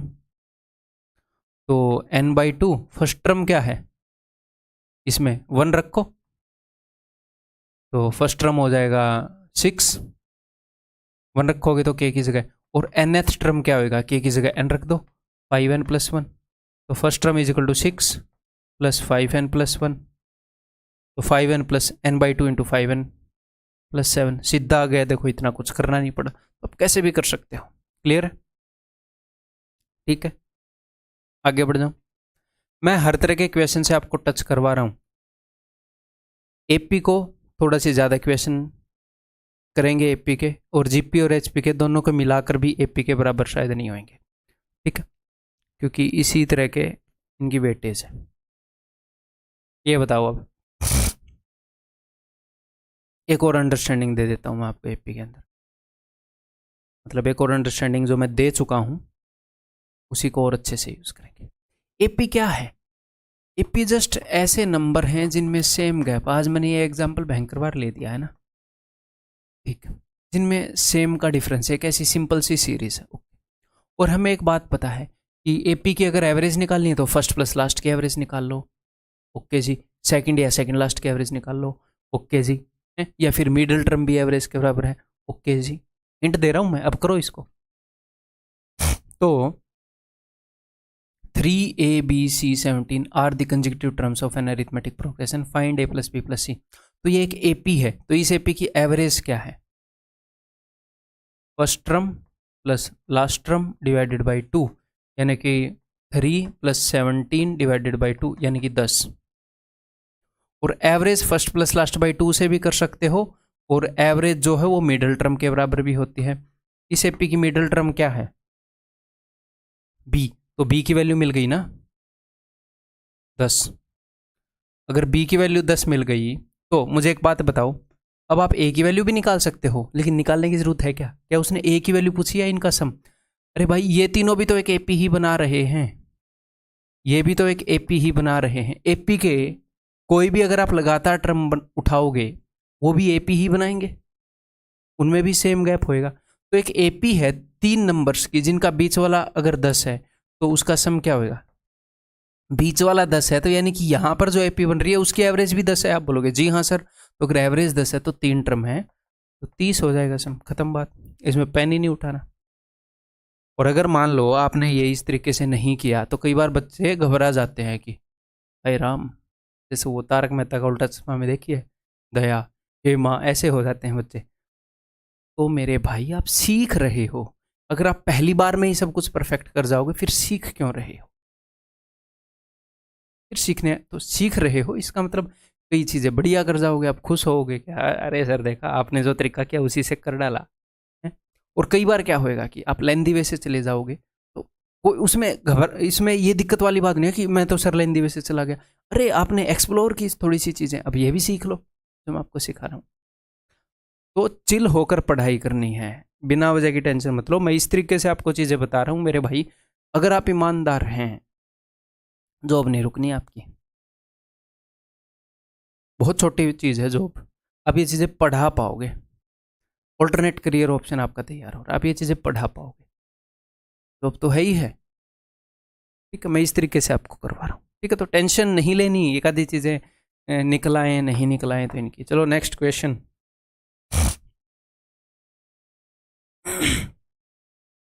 बताओ।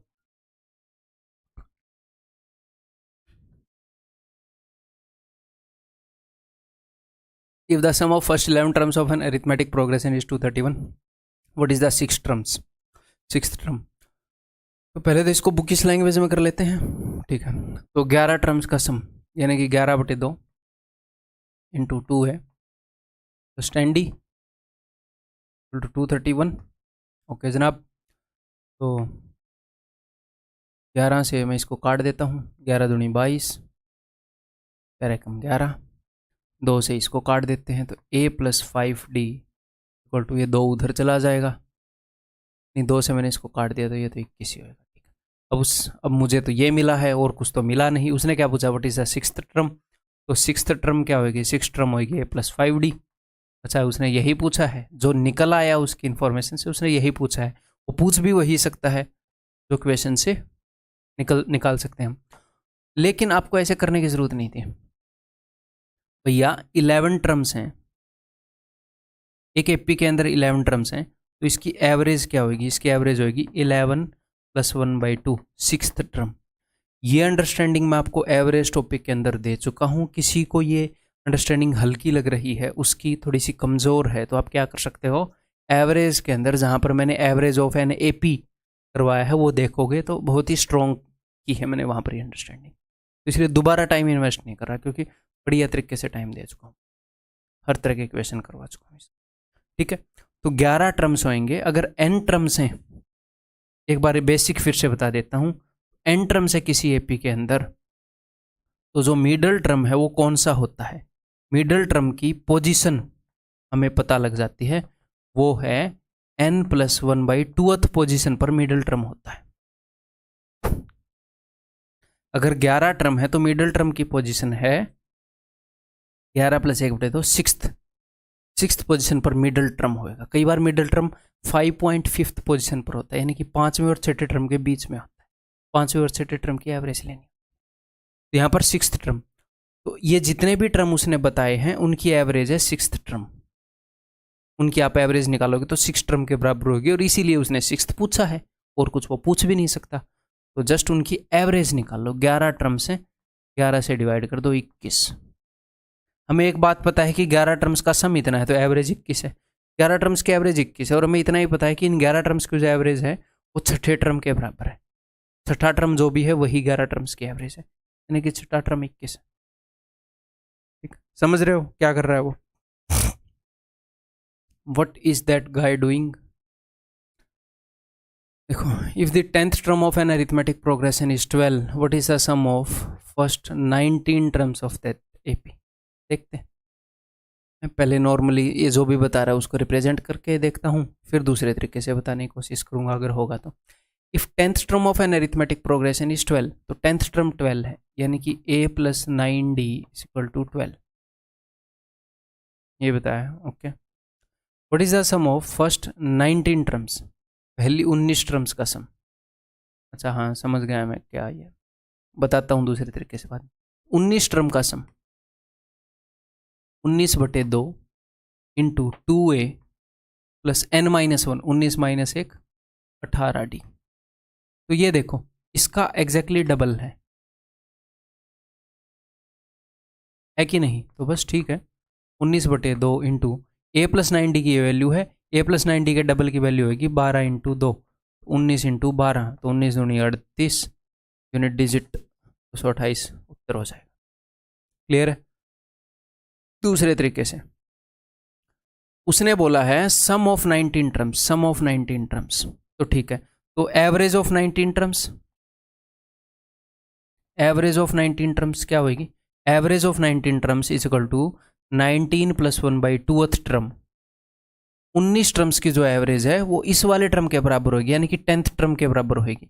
तो 10th टर्म क्या है? 10th टर्म 12 है, यानी कि 19 टर्म्स की एवरेज 12 है। अगर एवरेज 12 है तो सम क्या होगा? 19 इंटू 12। सीधा आप यहाँ पर पहुँच गए, 19 इंटू 12 228।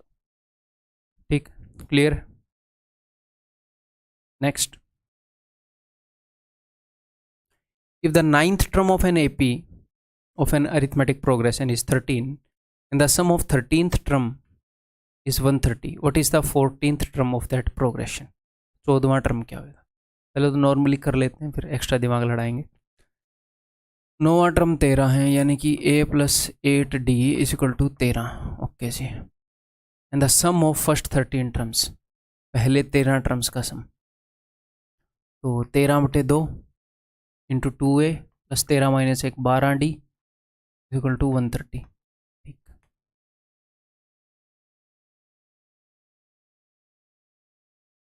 अगर मैं 2 से यहाँ पर काट दूंगा तो a प्लस 60 इक्वल टू 10। तो अपने पास क्या आ गई? अपने पास दो इक्वेशन आ गई।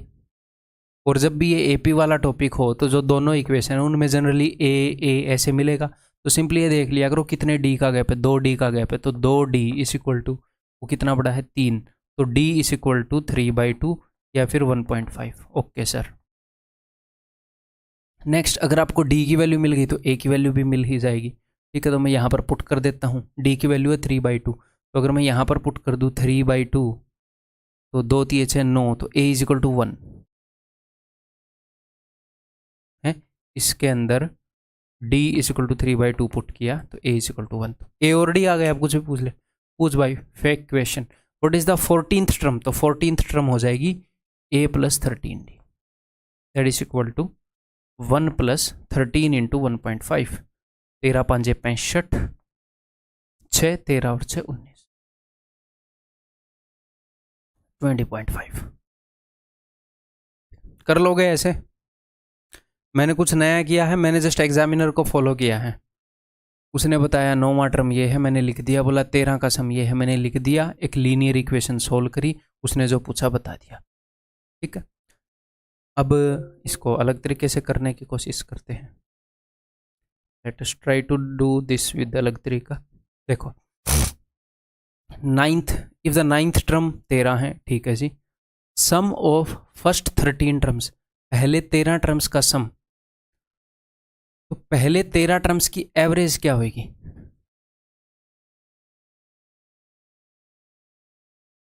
Average of 13 terms is equal to 13 plus 1/2 7th term, तो वो है 130/13, दैट इज इक्वल टू 10।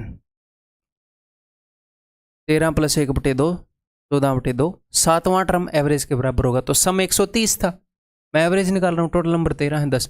तो देखो a प्लस 60 इक्वल टू 10, ये आया था ना। a प्लस 60 क्या होता है? 7वां टर्म, 7वां टर्म आ गया 10। वही आपको डायरेक्ट पता है कि a प्लस 60 इक्वल टू 10 है ना। तो अब मैं कर ही रहा हूँ, तो इसको लीनियर इक्वेशन से ना करके दूसरे तरीके से ही बताऊंगा। यहाँ पर उसने बता दिया कि भैया 9वां टर्म 13 है, यानी कि देखो 7वां टर्म जो है वो 10 है और 9th टर्म जो है वो 13 है। तो कितने टर्म कूदे आप 2 टर्म कूदे। 2 टर्म कूदने के लिए आपको 3 कूदना पड़ा। 2 कॉमन डिफरेंस का फर्क होगा ना 2 टर्म में, तो यानी कि d तो सीधा सीधा आ गया यहाँ पर 3/2। ऐसे कर सकते हो, या फिर मैं फर्स्ट टर्म निकालूँ। AP में अगर फर्स्ट टर्म आ जाता है, उसने पूछा क्या है, सीधा वही निकालते हैं, फर्स्ट पे क्यों निकाले। What is the 14th term? हटाओ इसको, 14th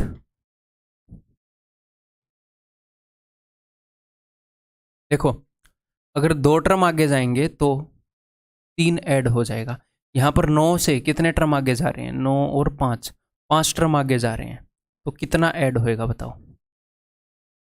2 टर्म के लिए 3 ऐड हो रहा है, या फिर 2 यूनिट की वैल्यू 3 है, 5 यूनिट की वैल्यू देख रहे हैं। 2 यूनिट की वैल्यू 3 है, तो 1 यूनिट की वैल्यू 3/2, 5 यूनिट की वैल्यू 7.5 ऐड हो जाएगा। 13 में 7.5 ऐड कर दो 20.5। AP है तो वही चीज़ ना जो सिंपल इंटरेस्ट में मैंने आपको बताया AP है। 7 साल का इतना अमाउंट हो रहा है सिंपल इंटरेस्ट पर, 9 साल का इतना अमाउंट हो रहा है, 14 साल में कितना अमाउंट हो गया। तो आप ये देखते थे कि 2 साल में कितना ब्याज जुड़ गया, तो 5 साल में कितना ब्याज जुड़ेगा। ठीक है, क्लियर है। If the ratio of 10th and 5th term of an arithmetic progression is 3:2, तो इसको उसी तरीके से कर लें, फिर इसी अंडरस्टैंडिंग से कर लेते हैं ना। देखो 10वें और 5वें टर्म का रेशियो ये है, तो 5th टर्म है 2 और 10वां टर्म है 3। अगर ये 2 यूनिट है तो 3 यूनिट है, ये रेशियो है। ओके जी। Which term of the AP is twice to that of the 10th term, तो कौन सी टर्म 10वीं टर्म से डबल है, यानी कि 3 की बजाय 6 है। अगर ये 2 है तो ये 3 है, तो 6 कौन सी टर्म पे आएगा। तो देखो यहाँ पर एक ऐड हुआ है, एक ऐड होने के लिए हमें 5 टर्म्स, मतलब 5 टर्म्स आगे जा रहे हैं तो एक ऐड हो रहा है। यहाँ पर हमें ऐड करना है 3, एक ऐड करने के लिए 5 टर्म आगे जा रहे हैं, 3 ऐड करने के लिए 15 टर्म्स आगे जाना पड़ेगा। 15 और 10 25वां टर्म, 10वें टर्म का डबल है।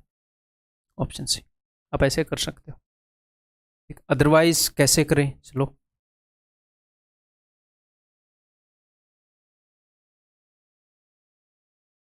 अदरवाइज वाला मेथड देखते हैं। If the ratio of 10th and 5th term of an AP, तो 10th और 5th का रेशियो, तो 10th टर्म होएगी a + 9d और 5th टर्म होएगी a + 4d का रेशियो है 3:2। ये हमें पता है। यहाँ से मैं क्रॉस मल्टीप्लाई करके a और d का रेशियो निकाल सकता हूँ। और उसने क्या बोला है, which term of that AP is twice to 10th term, 10वीं टर्म की डबल कौन सी होगी, तो 10वीं टर्म होएगी a + 9d की डबल कौन सी टर्म है, ये देख, चलो देखते हैं, क्रॉस मल्टीप्लाई करते हैं।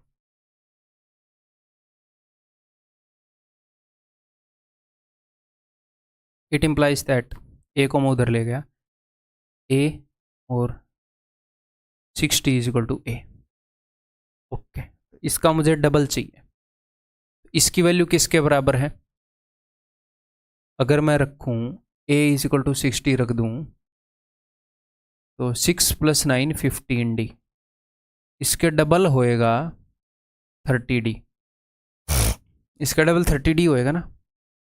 कौन सा टर्म है ये देखना है, तो 30d को 2 हिस्सों में तोड़ना पड़ेगा। कैसे, 6d + 24d। आप बोलोगे सर क्यों तोड़ रहे हो ऐसे, क्योंकि कोई भी टर्म अगर आप देखना चाह रहे तो उसके अंदर a तो बनाना होता है ना भाई, a + something d, a + 4d, a + 5d, a + 10d। ठीक है, तो इसकी वैल्यू मैंने लिख दी 15d, अगर a को मैं 60 लिखूं, इसका double 30d।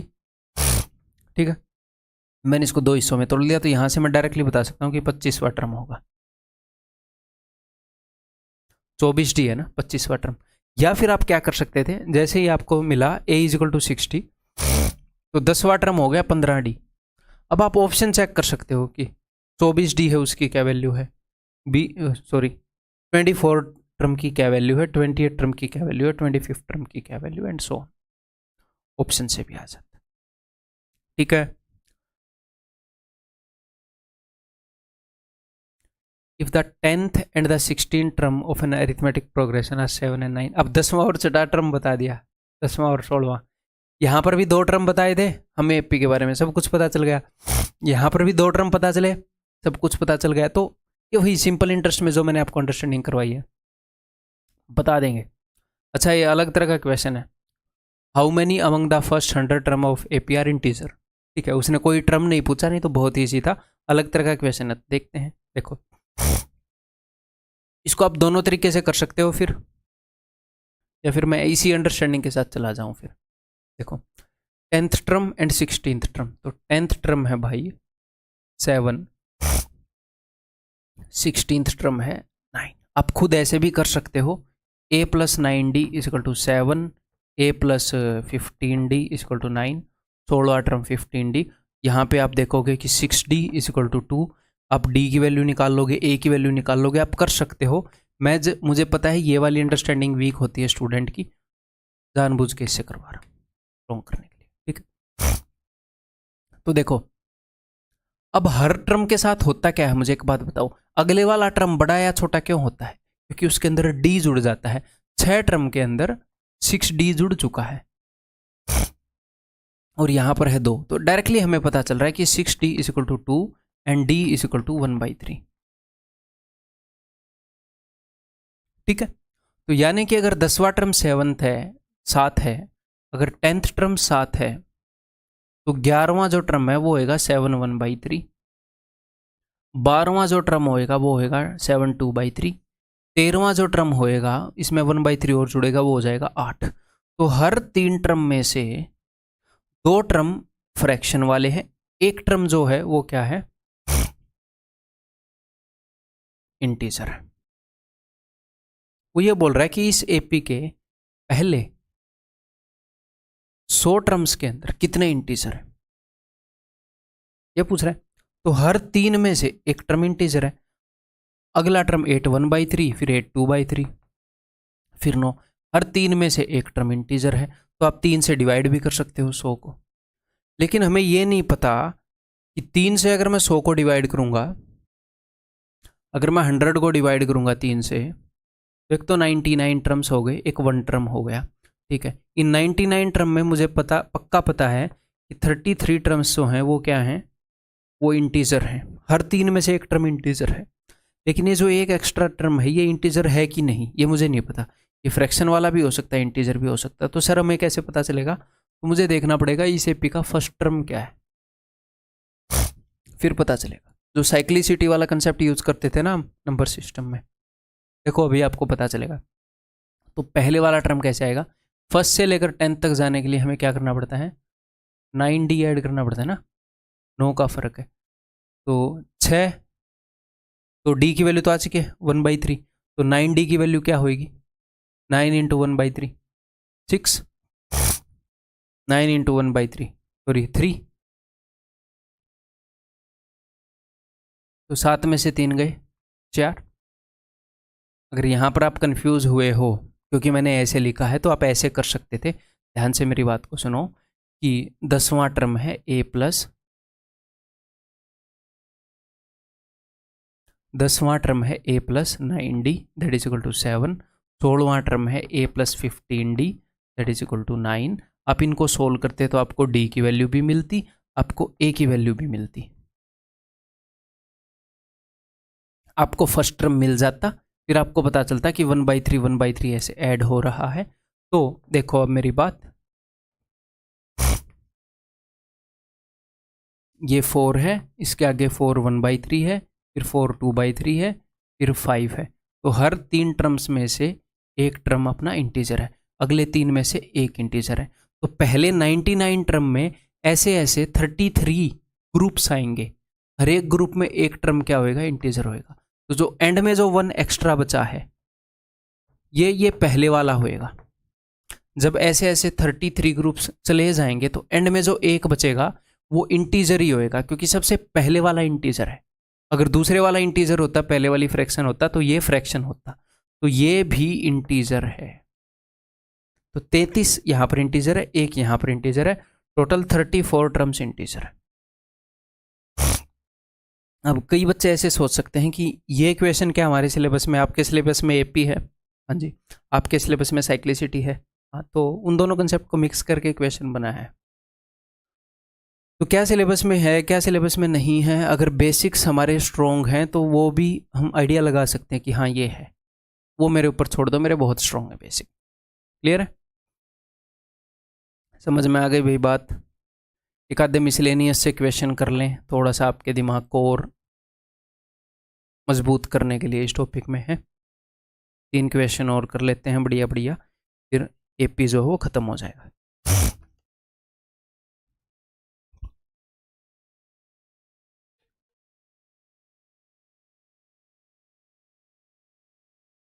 In an arithmetic progression, the sum of first 6 terms is 5 times the 6th term. Okay, तो पहले 6 टर्म्स का सम, इसको मैं 2 तरीके से कर सकता हूं। देखो, पहले 6 टर्म्स का सम, कई तरीकों से इसको कर सकते हैं, बट कोई ना कोई एक तरीका तो करना ही पड़ेगा। देखते हैं, पहले 6 टर्म्स की एवरेज क्या होगी, एवरेज ऑफ 6 टर्म्स, या फिर पहले मैं नॉर्मल तरीके से करता हूँ, बाद में अगले पेज पर दूसरे तरीके से करेंगे, पहले नॉर्मल से करते हैं भाई। In an arithmetic progression the sum of first 6 terms, तो फॉर्मूला लगा दो, sum of 6 terms is equal to 5 times the 6 term, 5 time the 6 term, 6 term को 5 गुना करके सम ऑफ 6 लिखूंगा, ठीक है। सम ऑफ 6 टर्म्स हो जाएगा 6/2 into 2a plus 6 minus 1 5d, this is equal to 5 गुना छठा टर्म क्या होता है a प्लस 5d, ऐसे करते हैं, बिल्कुल सिंपल, ठीक, ओके जी। तो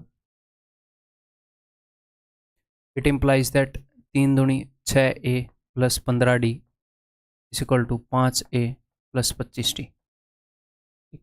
इट इम्प्लाइज दैट 5a को इधर मैं ले आऊँ, a is equal to 10d, ठीक है। क्या पूछा उसने, sum of first 10 terms is k% less than sum of next 10 terms, ये मजा आ गया। तो ये तो फर्स्ट 10 टर्म्स है, ये पहला टर्म है, ये 10वां टर्म है, और ये अगले 10 टर्म्स हैं। 10 टर्म्स क्या होते हैं वैसे, यहाँ पर तो 10 टर्म्स हैं, वैसे 10 टर्म्स TANTRUMS, तो पहले 10 टर्म अगले 10 टर्म, इनका जो सम है, the sum of first 10 terms, पहले 10 वाले टर्म का सम अगले 10 टर्म्स से कितने % कम है, तो वही पहला टर्म निकाल लो, ये भी अपने आप में एक एपी है, ये भी अपने आप में एक एपी है, तो इसमें पहला टर्म निकालो आखिरी टर्म निकालो, सम आप निकाल दोगे, एवरेज आ जाएगी, फर्स्ट प्लस लास्ट बाई 2, सम निकाल दोगे। इसमें भी सेम काम करो, चलिए जी करते हैं। तो पहला टर्म है a, ये वाला टर्म है a प्लस 9d, पहला टर्म क्या है, पहला टर्म है a प्लस 10d 11वां टर्म, और ये है a प्लस 19d, ठीक। इनका सम क्या हो जाएगा, इनका सम हो जाएगा, अब मैं फॉर्मूला ही लिख रहा हूं, ठीक है, n/2 यानी कि 10/2 पहले 10 टर्म, किसी भी एपी के 10 टर्म का सम है, गुणा में first term plus last term, तो a plus a 2a plus 90, okay. ये भी एक एपी है, इसी एपी का एक पोर्शन है, इसी एपी के कुछ भी टर्म उठाओगे वो भी एपी ही बनेंगे, तो ये फर्स्ट टर्म है लास्ट टर्म है। आप ये मत मानो कि अगले 10 टर्म का सम है, ये एक एपी है, उसका फर्स्ट टर्म ये है, उसका 10वां टर्म ये है, ठीक। तो किसी भी एपी के 10 टर्म्स का सम है, तो 10/2, पहला टर्म है a plus 10d, last term है a प्लस 19d, तो 2a प्लस 29d, इन दोनों को मैंने जोड़ दिया, ठीक।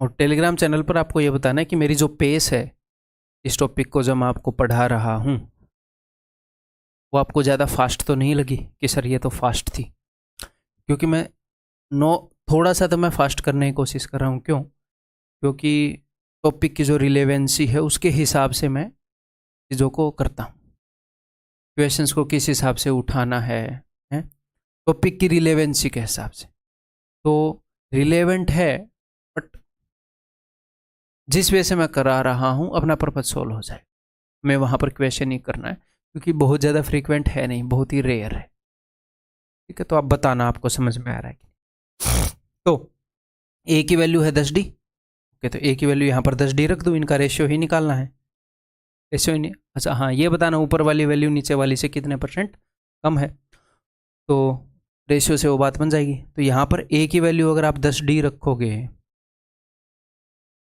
तो 10 दूनी 20 और 9 29d, 10 दूनी 20 और ये 49d, ऊपर वाली वैल्यू कितनी कम है, 20 कम है 49 पर, इसको आप अप्रोक्स कर लो, 20/50 अगर आप करते तो क्या होता, तो ये होता 40%, है ना। कोई चीज़ 50 के लिए 40% है, 20 जो हो 50 के लिए 40% है, तो 49 के लिए थोड़ा सा बड़ा होगा, तो 40% प्लस आएगा, that is equal to option B, ठीक। मैंने डिनोमिनेटर को थोड़ा सा बड़ा कर दिया, डिनोमिनेटर को थोड़ा सा बड़ा करने से ओवरऑल वैल्यू थोड़ी सी छोटी हो गई, थोड़ी सी छोटी हो गई, 40 आ गई, 40 पॉइंट समथिंग आ रहा था।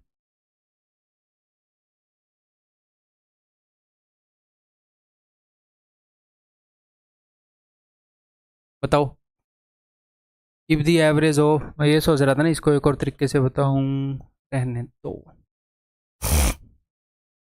लेट इट बी, बता चुका हूं मैं पहले उस तरीके से बहुत सारे।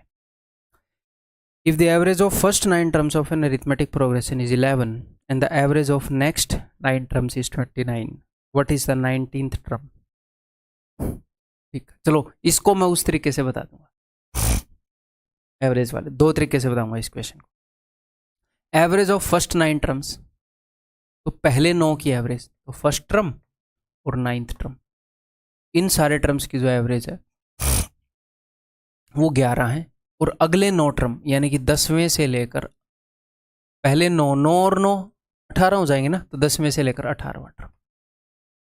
ठीक है, तो अगले 9 टर्म्स की एवरेज जो है वो 29 है। ठीक है, पहला टर्म है ए, 9वां टर्म है ए प्लस 8d। ठीक है, यह है ए प्लस 9d। एग्जाम में डिट्टो ऐसे बनाने की जरूरत नहीं है, बस आपको ये अंडरस्टैंडिंग होनी चाहिए, कैसे भी लिख लेना। ठीक, इनकी एवरेज क्या हो जाएगी, फर्स्ट प्लस लास्ट बाई 2, तो यानी कि 2a प्लस 8d बटे में 2 is equal to 11। It implies that a plus 4d equal to 11। मैं साथ के साथ वो अंडरस्टैंडिंग भी बता देता हूँ। आप डायरेक्टली ये चीज़ लिख सकते थे, सर कैसे? भाई पहले 9 टर्म्स की आपको एवरेज चाहिए, एपी की एवरेज क्या होती है, मिडिल टर्म। तो अगर पहले 9 टर्म्स की एवरेज चाहिए तो 9 प्लस 1 बाई 2 5th टर्म के बराबर होगी। 5th टर्म क्या होता है, a plus 4d is equal to 11। Directly ऐसे लिखता मैं, पहले 9 टर्म्स की average 9 plus 1 by 2 10 by 2 5th term के बराबर होएगी, यानी कि 5th टर्म 11 है, यानी कि a plus 4d is equal to 11। ये कुछ लिखना ही ना पड़ता। ऐसे ही आप आगे कर सकते हो। 10वां टर्म ये पहला टर्म है, 18वां टर्म ये आखिरी टर्म है, तो 28/2 14वां टर्म, यानी कि यहाँ पर ये आएगा कि a plus 13d is equal to 29। ये किसी एपी का पहला टर्म है 10वां और आखिरी है 18वां, तो 10 प्लस 18/2 14वां टर्म बीच में होएगा, तो वो a प्लस 13d होगा। अब यहाँ पर करके देखते हैं, देखो एवरेज होगी first plus last by 2, a plus a 2a plus 17 और 9 26d बटे में 2 इज इक्वल टू 29। तो देखो a प्लस 13d, तो डायरेक्टली हम ऐसे लिखते हैं एग्जाम में। क्लियर है, समझ में आ रही है बात? तो एवरेज वाली अंडरस्टैंडिंग कितनी जरूरी है, समझ में आ रही है? अब कर लें काम को। ओके जी, यार हाथ में दर्द हो गया,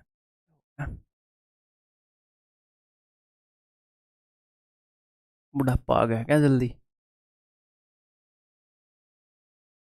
चलो करते हैं, यानी एबनॉर्मल कंडीशन में हो गया क्या? चलो, इन दोनों में कितने का फर्क है, 13 में से 4 गए 9, 9d, तो 9d इज इक्वल टू 29 में से गया 18, तो d इज इक्वल टू 2। अब अगर d इज इक्वल टू 2 इसके अंदर आप रख दोगे तो 4 दूनी 8, तो a इज इक्वल टू 3। अब वो आपसे कुछ भी पूछ ले बता डालेगा अपन, है ना। What is the 19th term of that progression, तो 19वीं टर्म क्या होगी, a प्लस 18d, a यानी कि 3 प्लस 18d 18 दूनी 36 इज इक्वल टू 39। दूसरी अंडरस्टैंडिंग में यही बता रहा था, वो एवरेज वाली, पिछले क्वेश्चन में भी हम लगा सकते थे। सम की बात हो रही है कि सम ऑफ फर्स्ट 6 टर्म्स, पहली 6 टर्म 6 प्लस 1 बाई 2 7 बाई 2 3.5, तो 3.5th टर्म। अब आप बोलोगे सर 3.5 टर्म, अरे भाई 3.5 टर्म हो जाएगा a plus 2.5d, a plus 2.5d, ये एवरेज है उनकी पहले 6 टर्म्स की।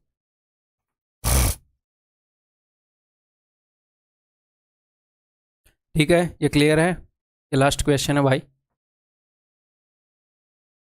गायब क्यों हो गया? देखो,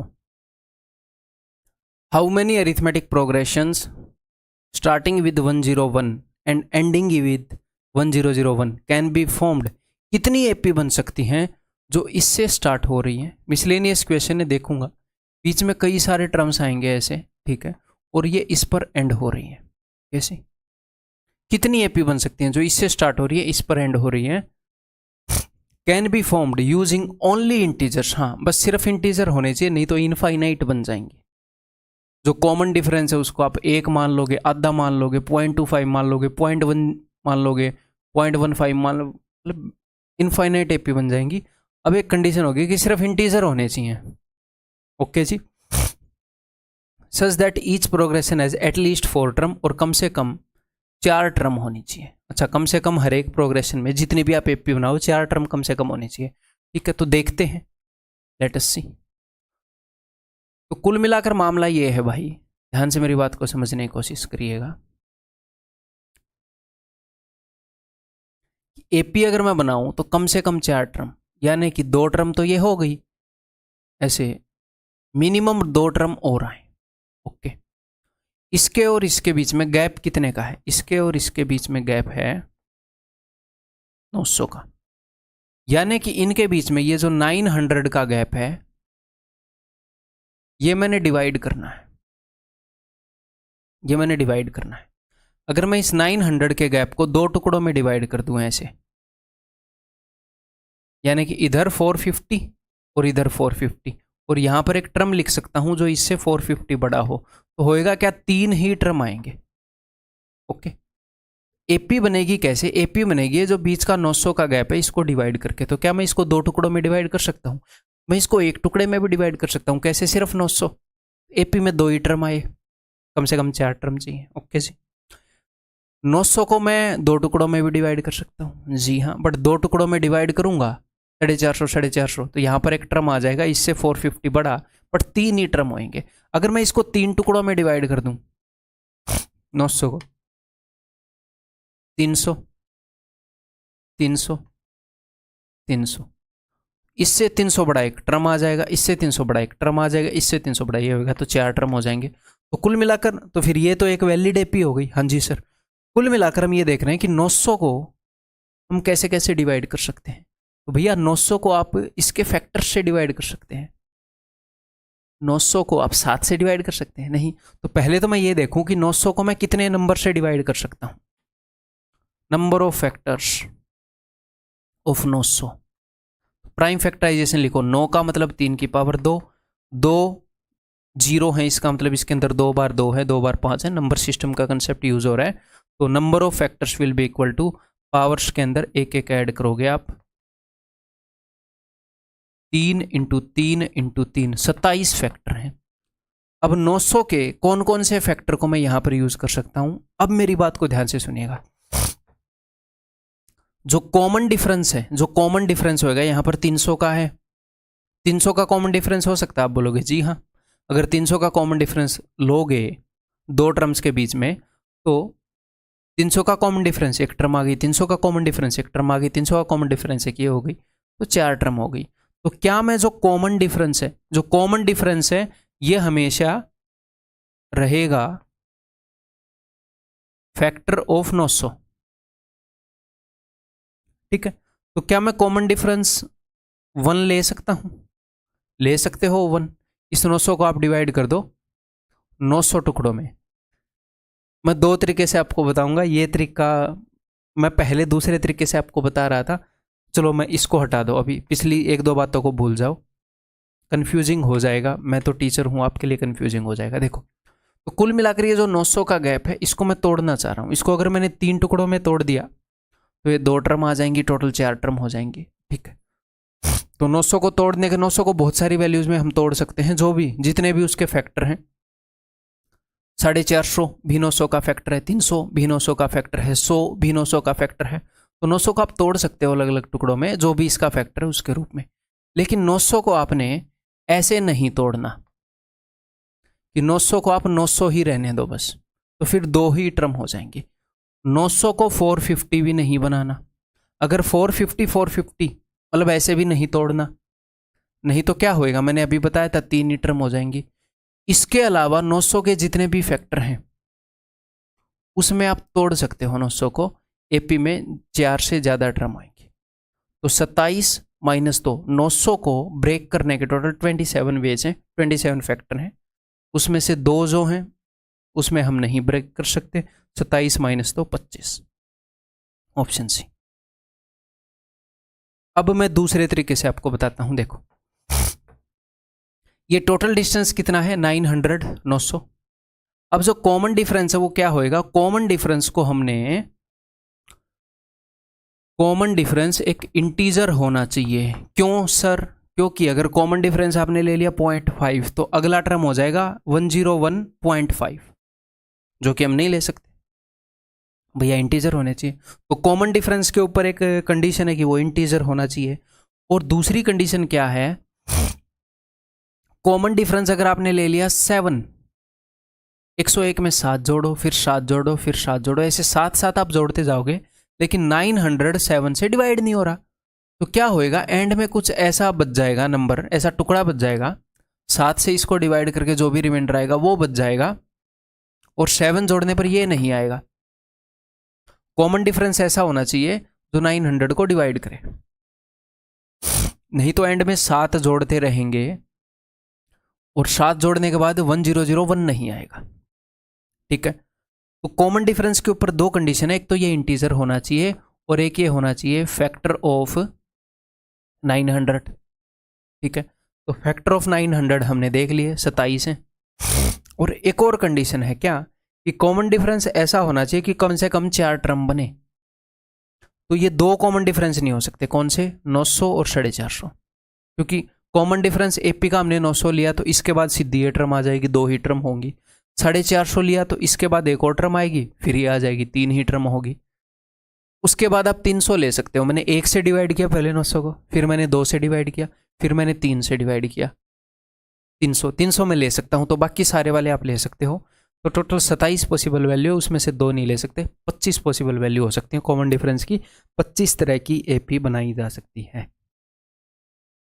एक मिसलेनियस क्वेश्चन था, अंडरस्टैंडिंग को थोड़ा स्ट्रेंथन करने के लिए। ऐसा क्वेश्चन एग्जाम में आना नॉट पॉसिबल मेरे हिसाब से तो नहीं आएगा, तो घबराना नहीं है, बट ज़रूरी था अंडरस्टैंडिंग को बूस्ट करने के लिए। दैट्स ऑल, अगली क्लास के अंदर मिलता हूँ, अपना फीडबैक ज़रूर देना भाई।